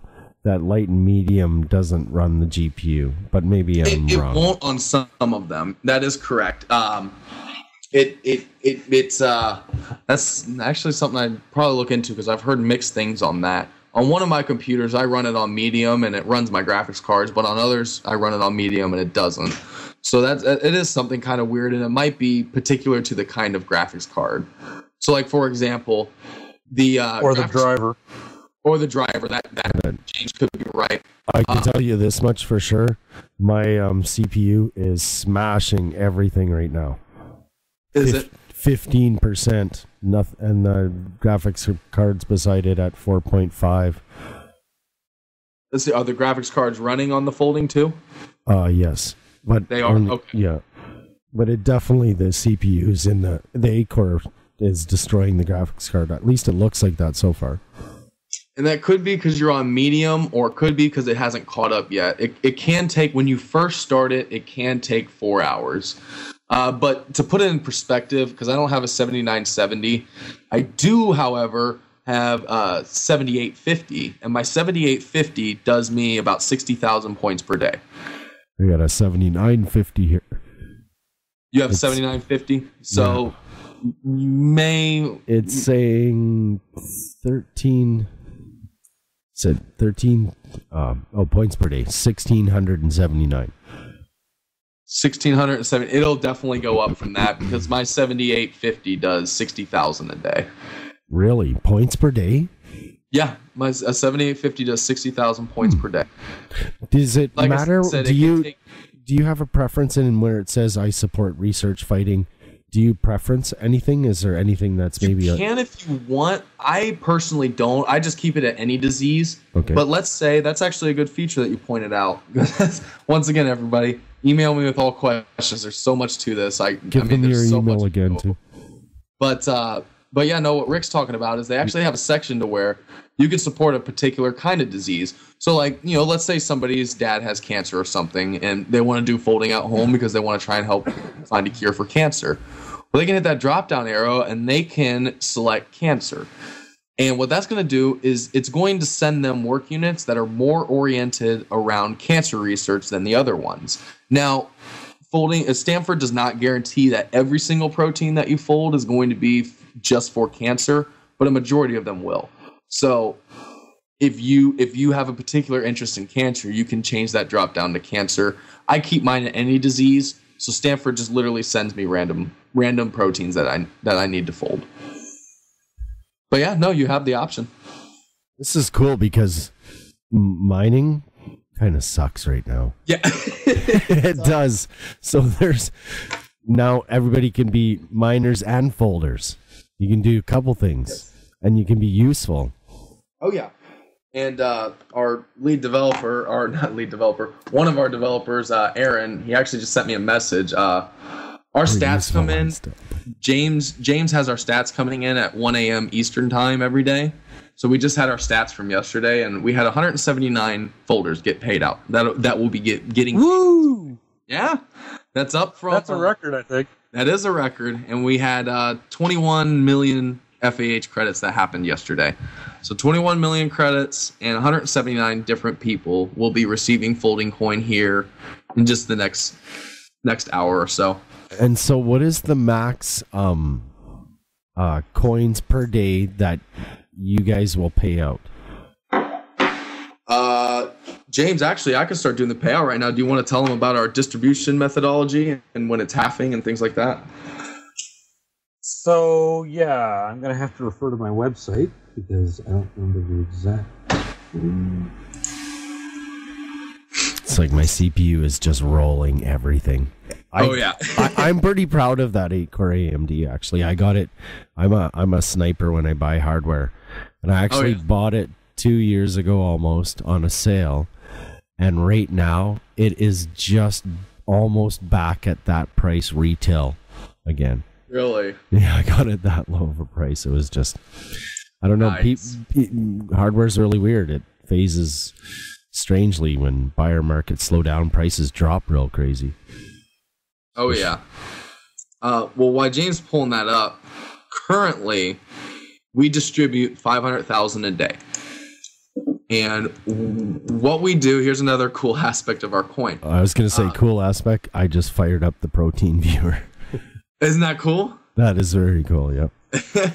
Here's another, James, do you have it pulled up on the website yet? Yeah. Okay, yeah. Tell them about our voting method and our distribution and all that jazz. Okay, so the distribution amount is 500,000 folding coins per day. In our initial release, that was a fixed value that never changed, so it was going to be a 2,000-day coin. One of the aspects of our project that's a little different is we allow all the users to vote on upcoming changes that they might want to incorporate in the coin or in the token. And the first vote was that people said, what happens after those 2,000 days? So we made a change. Now, when the 500 million first 500 million of the billion coins are distributed, in other words, once half of the coins have been distributed, we will cut the daily distribution number in half. So right now it's 500,000 a day. Once we've distributed half the coins, we'll start distributing 250,000 a day. And that would take 1,000 days. So once the coin's 1,000 days old, we cut the distribution in half, and then we'll distribute 250,000. Likewise, once we've distributed half of that, we'll cut it in half again, 125,000 folding coins. This is all laid out on the FoldingCoin.net, the coin page. If anybody wants to see the table in detail, there's a chart that actually shows the dates. Relatively new development. We haven't done a halving yet. It's going to be in 2017. Will be the first halving. But yeah, that proves that we're a democratic coin. We allow our users to vote on changes to the coin. So going back to, this is another feature of Counterparty, Rick, that's going to blow your mind. Explain to them how we know people can vote. How do we know who is who? We made vote tokens. We distribute the tokens to people in accordance with how many folding coins they have. And the way that we tally up the votes is you send your voting token to one of 3 addresses that we set up. You can set them to a vote yes address, a vote yes or vote no address, or a decline vote. In other words, I don't have a preference. And we just add up how many coins got sent to the yes address, the no address, and the decline address. And in that way, we know which choice won. What is the protein viewer for? It's kind of just not just bling, is it? I don't want to talk on something I don't know a lot about, but to my knowledge, what it is what you're looking at is the actual protein. The current protein that I'm working on. That you're working on. Not that anybody is, the one that you're working on. Okay. And that just kind of gives you a cool little simulation thing to kind of look at what you're doing. So when we're doing any and all of this, now here I'm actually going to compare from computer to computer to see if I have the same protein up or not. this is going to make a protein for in lab so that it's done for them instead of them waiting 5 years for it to be done in their lab computers, right? Right. And, instead of them having to pay, to rent a big giant supercomputer to do all the work, they just distribute out the work to donors. And the donors do the work and you send it back to them. So it's a way for them to be able to do their, well, here, let me go over the numbers with you, because these are really cool numbers. Okay. So first, these kind of almost seem like unrealistic numbers, but they're very accurate. Okay. So a hash, there's no direct comparison between a hash and a flop. Okay. But the common consensus, and you can find this, all the sources of how we got this information on foldingcoin.net/alt tokens, or on the coin page, go to merged folding. So one hash is equal to about 12,700 flops. Okay, that's just doing a rough comparison. The FAH network is 46 petaflops. Okay, that's all donated computer power. The largest supercomputer in the world is in China, and it's 33 petaflops. Okay, so the FAH network beats out the largest single supercomputer in the world. Now, if you were to transfer, this is a crazy Bitcoin number. If you were to transfer the hashing rate from the ASIC miners in Bitcoin world to petaflops, it would be 3.8 million petaflops is how fast the Bitcoin network is. Now, once again, to be fair, the ASIC power in the Bitcoin network cannot be used for molecular protein folding. So you could not just tie an ASIC to Stanford and fold proteins. It wouldn't work, because ASICs are application specific, so they only do either SHA-256 or script or whatnot. But that's just kind of getting a measurement of the flops that they technically could house. Now, speaking in the altcoin mining world, in December of 2012, before the FPGAs came out and way before the ASICs came out, the Bitcoin rate was about 26 terahashes. So converting that to flops, the Bitcoin network, which had a profit motive, which is why people did it, was equal to about 330 petaflops. That's 10 times in CPU and GPU power only. That's 10 times as powerful as the fastest single supercomputer in the world. Now, the reason why I'm going over those numbers is because that supercomputer is very, very expensive to run. Just like 330 petaflops of CPU and GPU power is very expensive to run. The 46 petaflops that FAH gets is very expensive for them to run, but when it's distributed out to a bunch of donors, that instead of instead of me giving $100 to cancer this month, I spend $100 in electricity to fold for proteins. But incorporating a cryptocurrency inside of it can bring a profit motive to it, and it could increase that petaflop to where Stanford could have all the computational power they'll ever want. So those are the numbers I got. So one quick question here is, if we put ourselves in any other team, as long as we have that underscore and then our FLDC underscore and then our address, it still mines and you get reward on other teams for FoldingCoin? Okay. That's correct. We originally were set up, because here's why, one of the big reasons why we did that.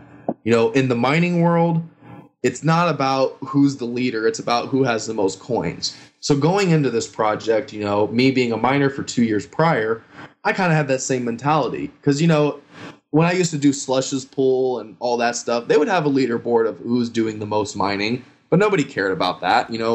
People switch from mining pool to mining pool all the time. So when we initially released FoldingCoin, it was only people on our team, and we're like, oh, this is great. Everybody's going to join our team, and it'll be easy.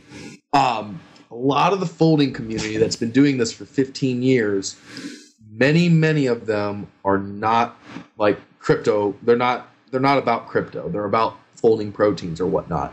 They think it's a great idea, and they don't doubt that introducing a cryptocurrency will add an incentive for a miner or a general, just a general computer user to fold proteins. But they are very team oriented. They're like, look, I'm not leaving my team. You know, I've been a part of this team for 10 years. You know, I'm not going to just move over to your team so I can get your crazy cryptocurrency. Because remember, many of them are not in the crypto space. So that's why we implemented being team agnostic, because we want anybody at any team to be able to earn FoldingCoin. We don't just want it to be people on our team. A few of the listeners are having some troubles when they're mining. They're saying it keeps dropping back in percentage. What do you mean? Here, I'll read it exactly. My finished percentage of folds keeps dropping back to 4% every time it goes over 8%. Well, I'll tell you what, my 8-core is now 20%, and the GPU still only at 5.83%. Because 20% on the CPU now, and it's just rocking it up. So here's why that is. A CPU, Hey Rick, can I interrupt for a second? Yeah, absolutely. Yes, sir. What's your IRC, just so I can get on there? See what these folks are saying. We are on hashtag dogecoindark. That's doged with a D, right? Yeah, it's just like your favorite channel, Dogecoin. Just add dark to the end of it. Okay. Fair enough. My second favorite home channel, the Dogecoin channel, which it's can on be Freenode, right? Yes, which can be an insane circus sometimes, but it's lots of fun. And just so I'll tweet it out right now. You know, James is getting on the IRC, but I'll tweet out our forum too that anybody can ask questions about, and I'll do it to @you so that way all the listeners will know. But so let me explain the difference as to why your CPU is going faster. Okay, so there's basically two kinds. To put it in really simple terms, there's basically two kinds of proteins that you're issued: a big protein and a small protein. Okay. CPUs are issued smaller proteins because CPUs don't have the amount of power that GPUs have. So that smaller protein, it's still important to the overall mission because it doesn't matter how small or large a protein is, they're all still important to understand to create these medicines. However, the CPU gets the smaller ones because it can finish it faster, and because it won't. If it was doing one that a GPU was doing, it could take it days. As for a GPU, it's going slower because it's working on a much larger protein. So it's going to take a lot longer to finish. So like to put it in perspective, my R9 290X, it only folds about 2 proteins a day. You know, so it takes it like 12 hours to fold a protein. But it's a really big protein. And since it's a really big protein, it's worth more credits. So your CPU is not it's going to fold more proteins in a day, but each one's going to be worth less points. But your GPU is going to fold one big one that's going to take it forever, but you're going to get a bunch more points at the end. Does that make sense? Yes. So that's why I can see that it looks like my CPU per day, just for giggles, will do, we'll say up to 18 to 20 of these blocks per day, or folds per day. Proteins per day. Well, which one is it? Are you folding inside the protein, or are you folding to create the protein? You're folding the proteins. Okay. You're folding and unfolding the proteins. And this will be an algorithm or a setup that a scientist in a lab has set into a computer that is telling our computers to do it. Yes. Well, do you actually look at? Here's another neat feature. Are you in your advanced configuration still? In the folding at home, or yeah, the folding at home. I'm not sure where that is exactly. It's the in the taskbar. This is Rick, and with the Dougherty radio station. We're back with Robert and James. We had a little bit of station weather there. I thought it was all my miners maybe blew out at my internet connection. I got worried for a minute. No, my good old Comcast is doing its 2 a.m. maintenance, so I'm currently on my LTE. And it's still chugging along. Did 5% more on that CPU. And you were talking about why CPUs get a little bit faster speeds, or why I'm seeing this. Okay, so I'll go over it again real quick again. So Basically, Stanford's going to give you one of two basic kind of proteins, a big protein and a small protein. The small proteins, by default, are automatically assigned to a CPU. Reason being is because, just like in the mining world, to where a graphics card will hash a lot faster than a CPU, graphics card will do a protein a lot faster than the CPU as well. So just so the CPUs aren't working on a big protein for 10 days or so, it assigns the smaller proteins to the CPUs. And, it's not that one is more important than the other. They're actually both equally important to the project. Stanford, they need all the proteins folded. Irregardless of size. But it obviously takes more computational power to do a large one. So with a smaller one, they're going to pay you less credits. And then with the larger one, they're going to pay you more credits. So when your GPU gets assigned a big protein, it could take it a long time to do it. So like I was saying, my R9 290X, since that's a pretty powerful card that does around 250,000 a day, that one gets assigned a really big protein. And it only does about 2 of them a day. So my R9 290Xs will work on them, but they get compensated highly. So you get a little bit more coins from doing a bigger work job, even though you only get 2 work jobs done a day? Yes, because we don't pay FoldingCoin based on the amount of proteins you've done. We do it based on the folding credit or on the FAH credits that you've been given by Stanford. Because Stanford, just kind of like in the mining world, to where the higher hasher is presented with the higher amount of coins, Stanford will look at your GPU and it'll be like, oh, it took it 6 hours to do this super large protein. We're going to pay it 100,000 credits. As for your GPU or your CPU, it's like, yeah, it did 10 proteins all in one day, but they were really small proteins, so each protein's worth 2,000 FAH credits. So it's kind of along those manners. So even though my R9 290X only did 2 proteins yesterday, each protein was worth 125,000 points because they were really big.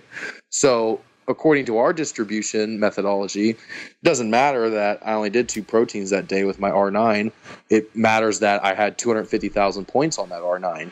So I got compensated for my 250,000 points, not the fact that I only did 2 proteins. Okay, so then let me take this all apart again now, because this is even more interesting, something like just an afterthought. So the wallet is contained at Counterparty, and Counterparty is a host to the Counterparty coin, which is a block, or not a block, a part of the transaction record inside of Bitcoin on the blockchain, right? Correct.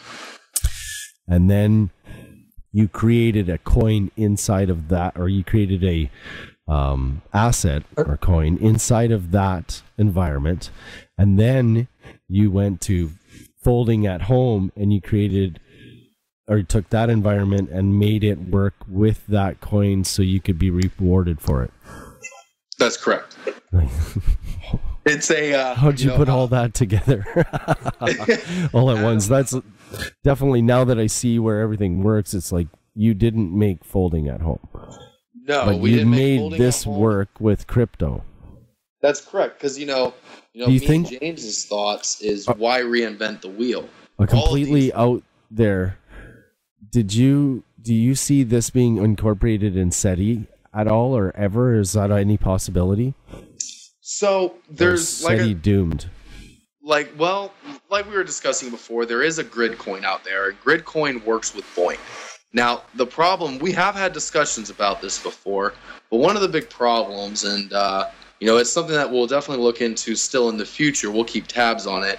But one of the problems is Boink assigns credits just like Stanford does, just like Folding at Home does.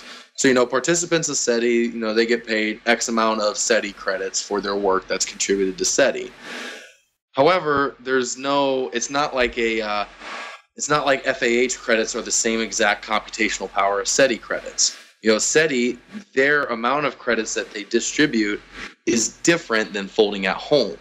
So like with SETI, the credits are higher. So like with your setup right now, if you were to move it over to SETI, you would be issued SETI points, and you would probably get about 10 times more than you would with FAH. So it's really hard to be able to decide, okay, how much computational power did this guy do? Because we can't break it up. But how do you... SETI points are linked to a coin? They are with Gridcoin, because Gridcoin, they can't incorporate folding at home. Just like we can't. But I think they can't incorporate folding at home. No, because the credit distribution is different. Because folding at home, an average user gets like 50,000 folding. I actually looked into Gridcoin a while back, and maybe I didn't give it enough enlightenment, but it seemed to me that it was complicated, and I just it never amounted to anything for me. If it is a way to produce, the show's themed around Bitcoin, so this is an obvious way again here that people can make and produce Bitcoin if they want, because that's their interest as well, to be able to find a way to mine something to create wealth so that they can sell into turning it into Bitcoin. Right. It's the golden grail right now, right? Correct. And Gridcoin is, it's a great idea, but we like the counterparty platform because it gets rid of the altcoin and the separate blockchain. So Gridcoin isn't that way. It's not like counterparty. It has its own individual blockchain. Now, is it possible for us to recreate this and do, let's say, a Boink coin? Absolutely. It could be done the exact same way. And, somebody out there, if they wanted to copy our model, which is all open sourced, they could do it the exact same way and alter it for Boink. But the problem is, since they're on two different platforms, the way the two different universities distribute their version of credits is different. So it's like apples to oranges. You would not be able to compensate somebody fairly. And we couldn't say, half of the folding coins go to SETI, donors, and half of them go to FAH. Because, 20% of our computational power might be in SETI and 80% of it might be in FAH. So that means the 20% that are in SETI are getting 50% of the coins. It's not cross-platform compatible. Because folding at home is its own individual platform. And Boink, which has SETI and multiple other projects, is its own individual platform. But it can be recreated. If we wanted to create a Boink coin and start doing that, it would be easy to do. And then maybe Boink coins could be traded against folding coins and so forth. So it's a possibility. I'm just trying to think of value in a Boink coin. It still doesn't work. I personally find more value in creating cures for cancer than trying to find aliens at this point. Maybe if we find one guy was joking with me on a forum and he said, hey, maybe if we find aliens first, they'll already have the cure for cancer. That's a possibility. So are we just creating tokens for our work in a scientific research community? Can you reword that or say that one more time? Are we creating tokens for reward from a scientific research? Again, okay, wait, let me rephrase that even harder.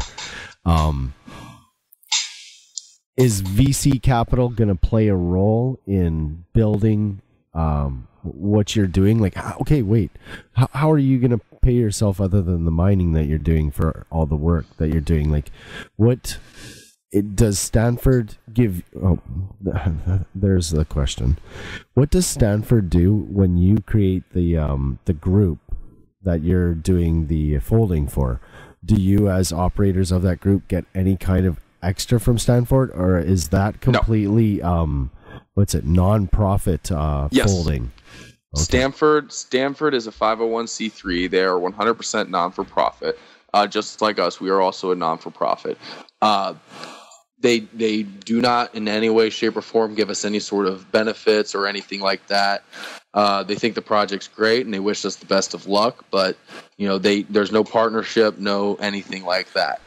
How we pay ourselves. So they don't understand if all of a sudden a whole bunch of miners decide, wow, let's go mine this. That they do understand that, and you could have a big super bubble of doing proteins. They do, but here's the limitations of that. The professor over there, his name is Dr. Vijay Pandey. He's the one who runs folding at home, and he also runs the Stanford Bitcoin meetup. So he is a crypto enthusiast as well. or not the meetup, but the Stanford Bitcoin like club or whatever it is. I think it's stanford.bitcoin.edu or something like that. But he's part of that as well. So he is a crypto enthusiast, and he does understand that crypto could really help bring an incentive to the folding at home. But the problem that they run into there is if they start issuing a cryptocurrency under their name, they all of a sudden could fall under being a money transmitter and all sorts of other, legal things that they don't want to deal with because their mission is their project. They think it's great that there's cryptocurrencies trying to incentivize people to do distributed computing. And like I said, they wish us the best of luck. But for either political or legal reasons, they at this point can't do anything with it. So that's why we stepped in, and that's why we're taking on that burden of that side of the political world there. And when you mine your coin, or you get rewarded for folding, rather, right? It's still mining. I don't want to go into version of mining. Don't want to go into the word mining and history of mining right now, but it is getting something. So when you do get this, and it does go into the what's the website called again? The counter wallet, the counterwallet.io. You can take those coins and you can post them up on an exchange, not just any exchange though, a decentralized exchange market. You can. We also have centralized exchanges. We are on Poloniex, but if you just don't like the politics behind centralized exchanges, you are more than welcome to use the decentralized exchange. Just be aware at this moment it goes much slower. You can't do high-frequency trading on decentralized exchanges yet. Right, but you can always post your coins up for sale. You can. You can post them up automatically. Folding coins automatically come with an exchange, and so does every other counterparty asset. The decentralized exchange of CounterWallet does not discriminate against any assets created. If any of the listeners want to create any asset they want tonight and post them for sale for a Bitcoin a piece, they can, or you can't use Bitcoin, you have to use their native XCP. They are more than welcome to do it. Well, I just got blown away because I went into the exchange finally and I dug a little deeper and I clicked on the FoldingCoin to XCP to the counterparty coin. Yes. And I see that there's a full-blown trade system in here. Oh yeah, it's literally it looks exactly like a centralized exchange, except for it works slower because buy and sell orders don't get completed until the next Bitcoin blockchain is completed. Mm-hmm. So it works slower, but there's no data server or there's no bad actors to take your coins from you. Because it is secured against blockchain in Bitcoin. Yes, it's secured by the Bitcoin miners, and it's built on top of Bitcoin and lives inside of the Bitcoin transactions. It's a mind-blowing technology. Oh, I just wanted to really revisit how you can take these coins, you can make them by folding, by joining a team, and then you can trade them off by going to the exchange market if you dare, or you can take them out of the exchange market and put them on Poloniex and trade them there. Or something more interesting, which you showed me, you can take the coin and submit it. Can you split up the folding coins the same way we split up the counterparty coin? Yeah, the Bitcoin coin. Yeah, like it goes back 8 decimal spots, just like every other traditional. The folding coin does as well. Yes, it does. Okay. You can just as an FYI for the listeners, you can create counterparty assets that are not divisible. So that would be more oriented towards, if you wanted to create an asset that represents a stock. You don't necessarily cut stocks in half. You don't buy half a stock of something. You buy a whole stock of something. So it has both options. But upon asset creation, it's irreversible. So right when you're creating an asset, you have to decide right then and there if you want it to be divisible or not. And it has a little toggle that allows you to pick which one. So being in Bitcoin as long as you've been, how do you see the growth with these assets being created or clones, copies of your coin being done in the counter wallet. Pardon me, let me change and rephrase that real quick, because I don't see anybody going to the lengths you guys have done by making the folding in the process. I just mean making counterparty coins. Right. So the two biggest things that I foresee happening within the next couple years that are very exciting about counterparty is smart contracts and the fact that you can actually create a decentralized stock exchange. So, going back, I know we talked about it briefly at the beginning of the conversation, but Patrick Byrne, the CEO of Overstock.com, he is working with the counterparty guys on creating a project called Medici. Now, what Medici's aim to do is be able to have any mom and pop shop or any bar or any business at all to be able to create the first crypto stock. And Overstock looks to be the very first crypto stock on this platform, obviously, since they're the ones building it. So what this will do is, I actually did E-Trader last year for a while. After I got bit by the. I'm just laughing at somebody buying up coin. No. So last year, I actually for the first time got into E-Trader, and it was a whole doohickey. You got to give your social security number, you got to verify who you are. Then every time you do a buy or a trade, you have to pay $10. So, I'd buy, stock in here, and every time I did it cost $10. And then if I wanted to sell that stock, I couldn't sell it for 30 days. And then if I wanted to sell it, I'd have to wait. I'd have to pay $10 brokerage fee just to sell it. So, it's a whole expensive thing because, I use E-Trader. E-Trader works with a firm. The firm works with a brokerage. The brokerage works with another guy in the New York stock at Wall Street, and then they actually directly work with the stock. So, Patrick Byrne, he's got a great keynote where he actually goes over, if you buy a stock on E-Trade, you actually don't own the rights to that stock. You're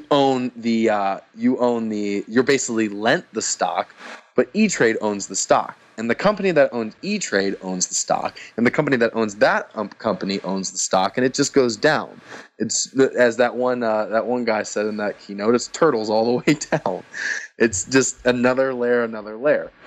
And so what Counterparty has to offer is, rather than going through these 50 million different parties of having to buy a stock and having to buy it very expensive, you issue a stock on the Counterparty platform, and you can sell it to anybody. You don't necessarily need to know who they are. They're verified by a wallet structure. So the Bitcoin wallet that owns X amount of stock, everybody can see that it owns it. And it'd be very easy for, like I said, using you as an example at the beginning of the podcast, it'd be very easy for you to actually go public with your podcast. Now, are you going to attract, millions of people like Microsoft does? No. But your core audience, they may want to invest in you. Now that I know that your podcast, I look forward to listening to future episodes. And if you were to make your podcast public, I would definitely invest, Bitcoin or so into your podcast. And, hopefully you'll pay dividends, or you'll have different benefits that you can do with my stock that I own in you. But it allows a smaller company to do it. And, that could be applied to anything. And then I can, bar down the street. I can track you as a holder too, in that. You don't need to track me. You just need to track my Bitcoin address. Because if you pull up BlockScan, like those Doge coins that you have, those 100,000 ones you have, if you distribute those to 10 different addresses, just like you can see all the Bitcoins in every single wallet in Bitcoin, you just go to blockscan.com and you can see who owns what with any asset. So you'd be able to see exactly who owns your asset. And then if you wanted to pay them dividends, there's a feature in CounterWallet that automatically will just pay dividends for you. So you don't even necessarily need to search for them. So you can just open up your CounterWallet, and if it's that time of the month to pay dividends, you just hit the drop down arrow on your Doge coins and you say pay dividends to every single holder of, let's say that month's dividends is 10 Bitcoin or 10 Bitcoins. So let's say that month's is 10 Bitcoins. So you'd hit the drop down arrow, pay 10 Bitcoins evenly amongst all the holders, and then all the holders get their portion of that 10 Bitcoins. Is it done in BTC though, or is it some other currency? I believe, and I'd have to check on this, I believe you get to choose which asset you wish to distribute. So you could even distribute, not even Bitcoin or XCP. You can create a whole nother asset. Let's say you create an asset that's redeemable for a t-shirt. You could just distribute out, hey, this month's dividends is everybody gets a free t-shirt. So you just distribute a free t-shirt to every single wallet that has one of your stocks. Actually, you know what? That there is somebody doing that. Tatiana Coin. Yeah, Tatiana Coin does that. Oh, that's a neat example. So Tatiana, she's an artist, okay? And she wanted to get funded to do her music. Do I like her music? It sounds good. Do I listen to a lot of acoustic music? Not really. But I like her model, and I think she's a talented musician. So what she did is she's selling Tatiana coins. And what you can do with Tatiana coins is, I bought 1,000 Tatiana coins. So with 1,000 Tatiana coins, I'm entitled to an album of hers. It didn't cost me much. I think at the time it was only like $10 or so. So on her website, I can give her 1,000 Tatiana coins at any time, and I will be entitled to one of her albums, and she'll send it to me in the mail. If you have 5,000 Tatiana coins, you get like a signed t-shirt from her. Different various things. There's all sorts of things you can do with these. And you can really let your imagination like fly. So like there's one company I'm invested into to where they're developing an accounting software for Bitcoin. And since I invested in their company, I have their coin. And since I have their investment coin, forever until the end of time, since I was an early investor of their little company, I will forever get free updates from their new software that comes out. So in 20 years, I have the coin still. I'm entitled to free software upgrades forever because I was an early investor. So do I get dividends? No. But the incentive was I will forever just get their newest updates. Speaking in terms of like Microsoft Office, that would be a huge saver because Microsoft Office is $400 new every year, every time it comes out with a new one. So if Microsoft Office, under that assumption, if it was like them and I invested in them early and they gave me free updates for forever, I would continue to get free Microsoft Office updates without paying $400. So it's really the imagination's up to you. But I'm most excited with your original question was, I think it can be a decentralized Wall Street. I think companies like Microsoft and Overstock being the prime example because they're the ones who want to do this first, they will issue a crypto-based stock that allows anybody to purchase just via the counterparty protocol. And, and they even have another neat idea that Patrick Byrne talked about in one of his talks is, now he can actually do something cool like this. Let's say you go to overstock.com and, you have a computer in your shopping cart.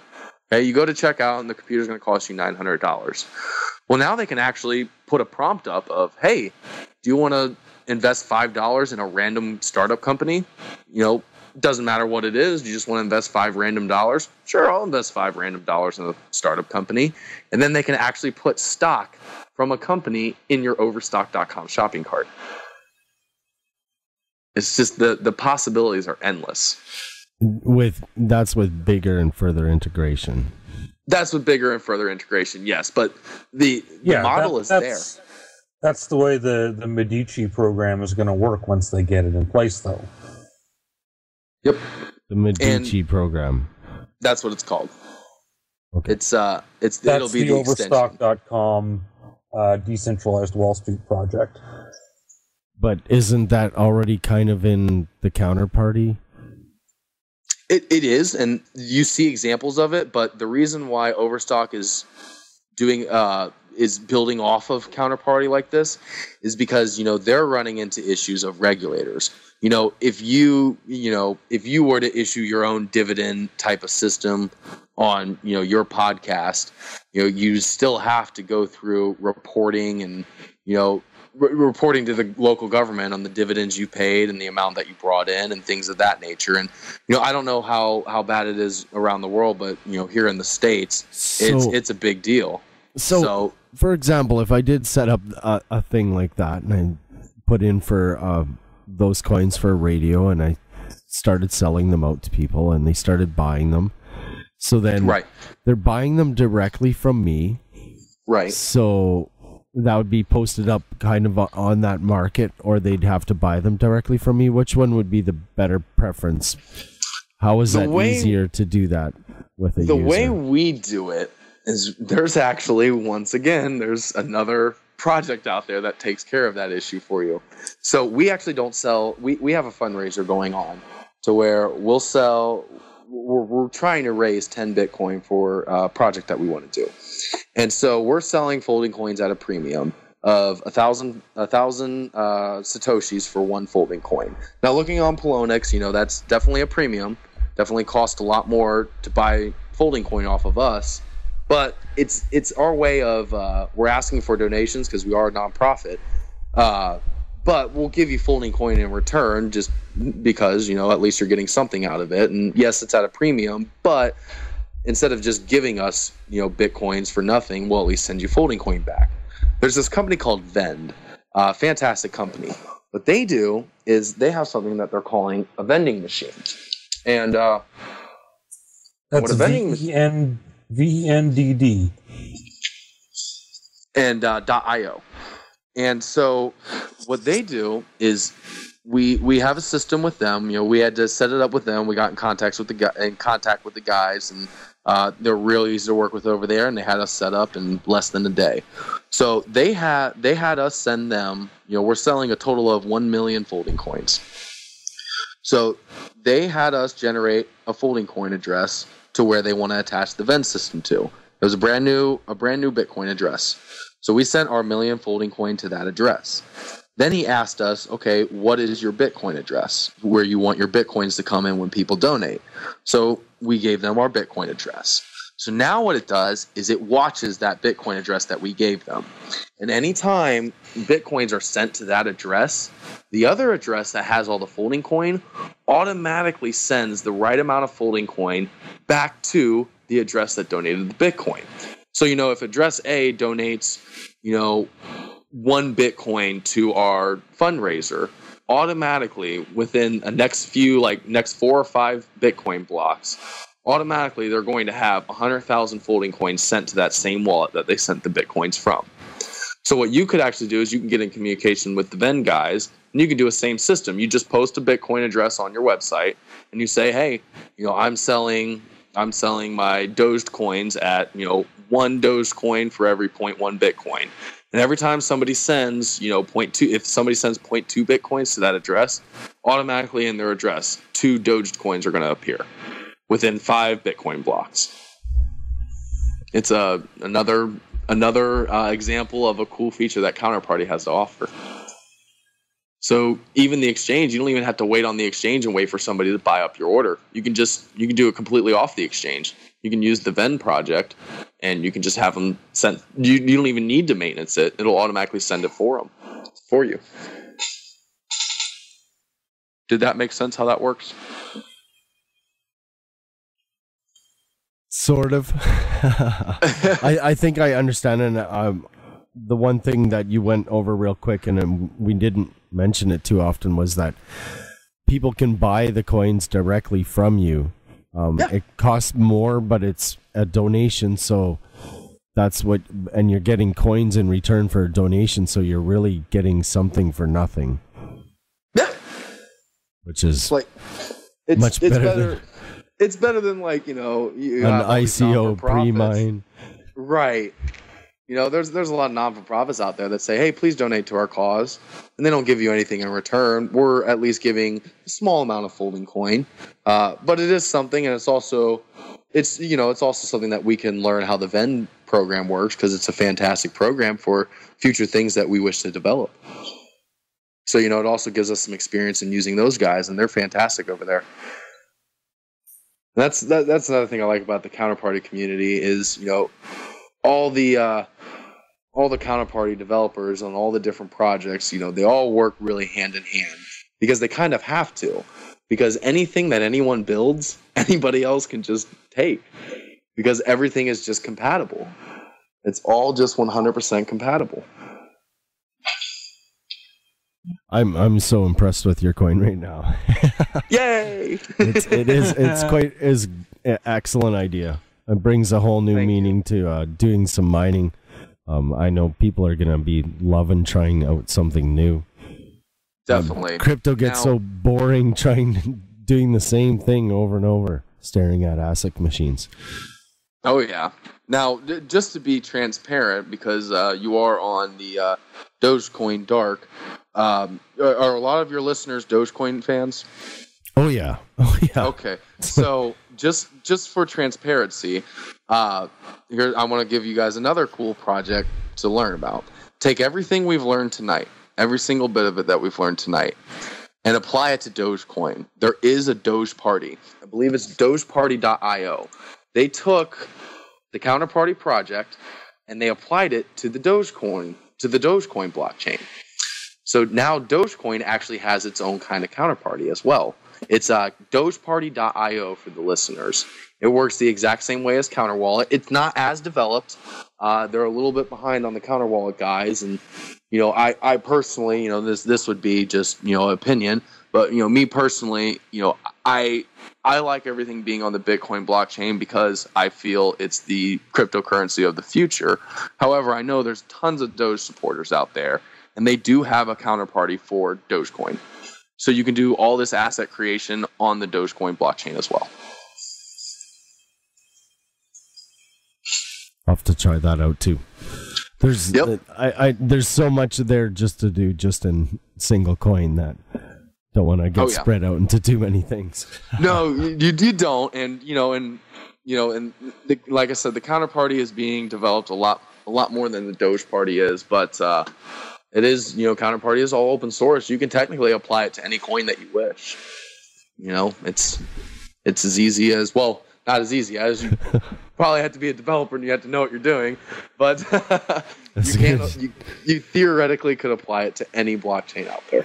I was gonna just say some or let some Dougherty info out, and the Dougherty thing and the Doged, and so real quick, I never told you this before. When we were going through a few different names of the station, it was Doge with an E and a D, and I say in Canada we don't say Doge, we say you're Doge. So when you say Doge and then there's an E and a D, and if you say it fast, you get Doge ED, Dougherty. So that's okay. Yeah. Now they're James is asking if there's any idle time. No, it's pretty much a party 24/7 in the dogecoindark channel. it doesn't end. Sometimes I play with the rain function and rain out so hard that it'll rain till 4 a.m. So it's a big playful group of people. It's crypto's been kind of rough, I think, for lots, and everything's kind of snappy, and maybe it's nice to come somewhere where you can still chat and not be in a big Titan room and feel uncomfortable. And this is Rick with the Dougherty. I have Robert and James back with me. Sorry about that little interruption. Robert had to do a change there. We're going to be closing up here for the night, so we wanted to recap just a few things. We didn't really go over anything in recap. I did ask you if we had missed out on anything. The one thing that I really kind of rotate around a little bit still, because it's kind of unanswered, and I know listeners they want to know too, because it hasn't been clearly thought out, is where are we going to see support on people purchasing the FoldingCoin? So, going back to the marketplace that we had discussed earlier, we could do it in a couple ways, and we don't really have the fine details worked out. And this is something I'd like to reiterate that it's definitely going to be a work in progress. It's not going to be out for a while. We want to create a counterparty marketplace that'll allow any counterparty assets to be traded on, with FoldingCoin kind of being like that flagship token. Kind of like how Bitcoin really got its value off of the Silk Road, which whether you support that or not, that's ultimately the truth of how Bitcoin really had its first use case. Is everybody, all the doubters of Bitcoin, that was a common thing to say of, well, what really gives this thing use? Well, they created that marketplace for the Silk Road, and then the rest is history. Not saying that we're going to run a marketplace that's going to be selling drugs and illegal stuff. It will be 100% legit, perfect marketplace. That's just going to be for people buying and selling, just like eBay. I actually know ways that I'll be able to buy heroin with your coin.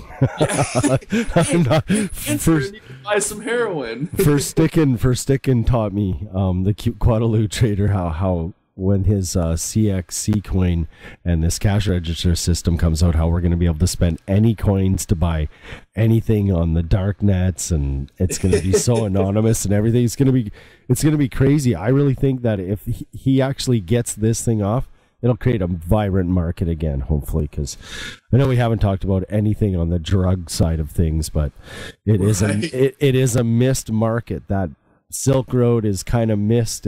It's a stimulation that's gone. Right. It really did make things a little harder for everybody in Bitcoin. If people are gonna make money at Bitcoin, they're gonna have to work for it right now, because it's definitely not stimulated. Oh no, and I mean, you see all those big mining pools some of them are starting to shut down. I mean, it's crazy that the difficulty I thought was going to drop a lot further than it did with Bitcoin, but it's not really doing that awful bad. But yeah, no. So creating the value with our coin, it's really mining with meaning. It really is, and so, since the value of the folding coin is the fact that you've contributed computational power towards the better development of medical research, that in itself will be its value, along with the fact that we are a merged folding platform, so you can earn multiple tokens on our platform, each with its own unique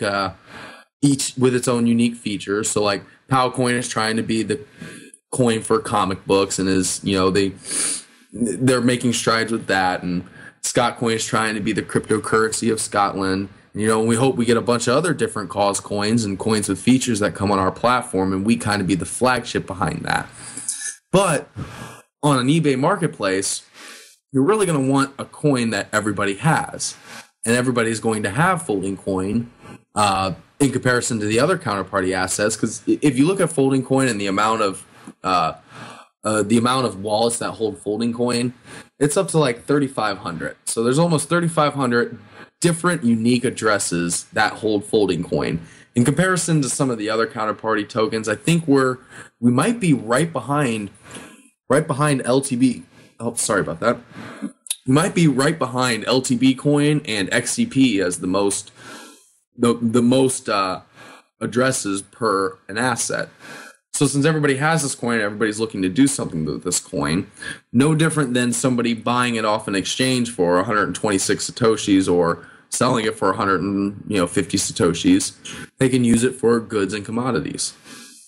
And even if that doesn't necessarily bring direct value to FoldingCoin itself, it will bring more value to Counterparty itself, which in a sense we believe ultimately will bring value to us, since most people who are on Counterparty are going to have FoldingCoin.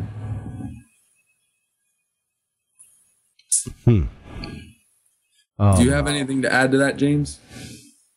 No, that was very well said. So I guess overall, still, if you look at the direct value of it, is we're building a platform that is trying to sway away all the wasted computational power from the altcoins. If you look at, like, let's use Dogecoin for example. What gave that value was it was making fun of all these altcoins that had been coming out. So a couple developers are like, oh, let's make a meme coin. And sure enough, it succeeded. It was a weird thing. Everybody kept buying Dogecoin because they're like, oh yeah, that's kind of funny, so I'll buy some. So their value came behind making fun of the altcoins, and our value comes behind showing that the computational power could really be used for something way more beneficial. So do you buy your own coin ever? Oh yeah, I buy my own coin. Okay. I earn a lot of my own coin too, though. At the beginning, just to be honest, when I first started, because my operation gets me about 700,000 folding credits a day. But you also didn't how would you say, pre-mine? No, you didn't. There was no difficulty changes over the last your coin's been out for about 5 months, I think. I went back and counted. Since July. We've been out since July. Okay. So and you have had no halvings? We haven't had no halvings yet. It's similar to how Bitcoin halves. It's going to halve somewhere around every 3 to 4 years. I had somebody mumble that you were just a Bitcoin clone. We're not. The distribution, I will admit, is cloning off of Bitcoin. The reason why other altcoins haven't been able to basically clone the distribution like Bitcoin has is because of the difficulty fluctuations. So like with Dogecoin, for an example, it retargets its difficulty a lot sooner than every 2 weeks. Bitcoin is probably the only coin that has a retargeting of difficulty in that long of a span. Because the other altcoins, they can't have that long of a difficulty retargeting because they won't survive because the hash rate just goes up and down so much. So the difficulty rate could be stuck at a really high difficulty for 2 weeks, even though there's no mining power into it. So we're kind of a Bitcoin clone, and we like the distribution of how Bitcoin is, to where basically after half the Bitcoins are distributed, you cut the distribution in half. So, up until, I think, don't quote me on this, but up until 10.5 million Bitcoins were mined, a mining block was worth 50. Then once 10.5 million Bitcoins were created, now it's reduced to 25. And we're not going to see another reduction, I think, for another maybe year or two. I'm not quite sure. But we're not going to see another reduction in that 25 block for still some time. And that's kind of how we're designed, because we don't have to deal with difficulty retargeting. Our miners aren't affected by folders coming and going. So our folders aren't affected by folders coming and going. And also, in another way, you can say we're a copy on Bitcoin because we are built inside of Bitcoin. So it's different, but it shares the exact same aspects of Bitcoin. But it's different because it's inside of Bitcoin.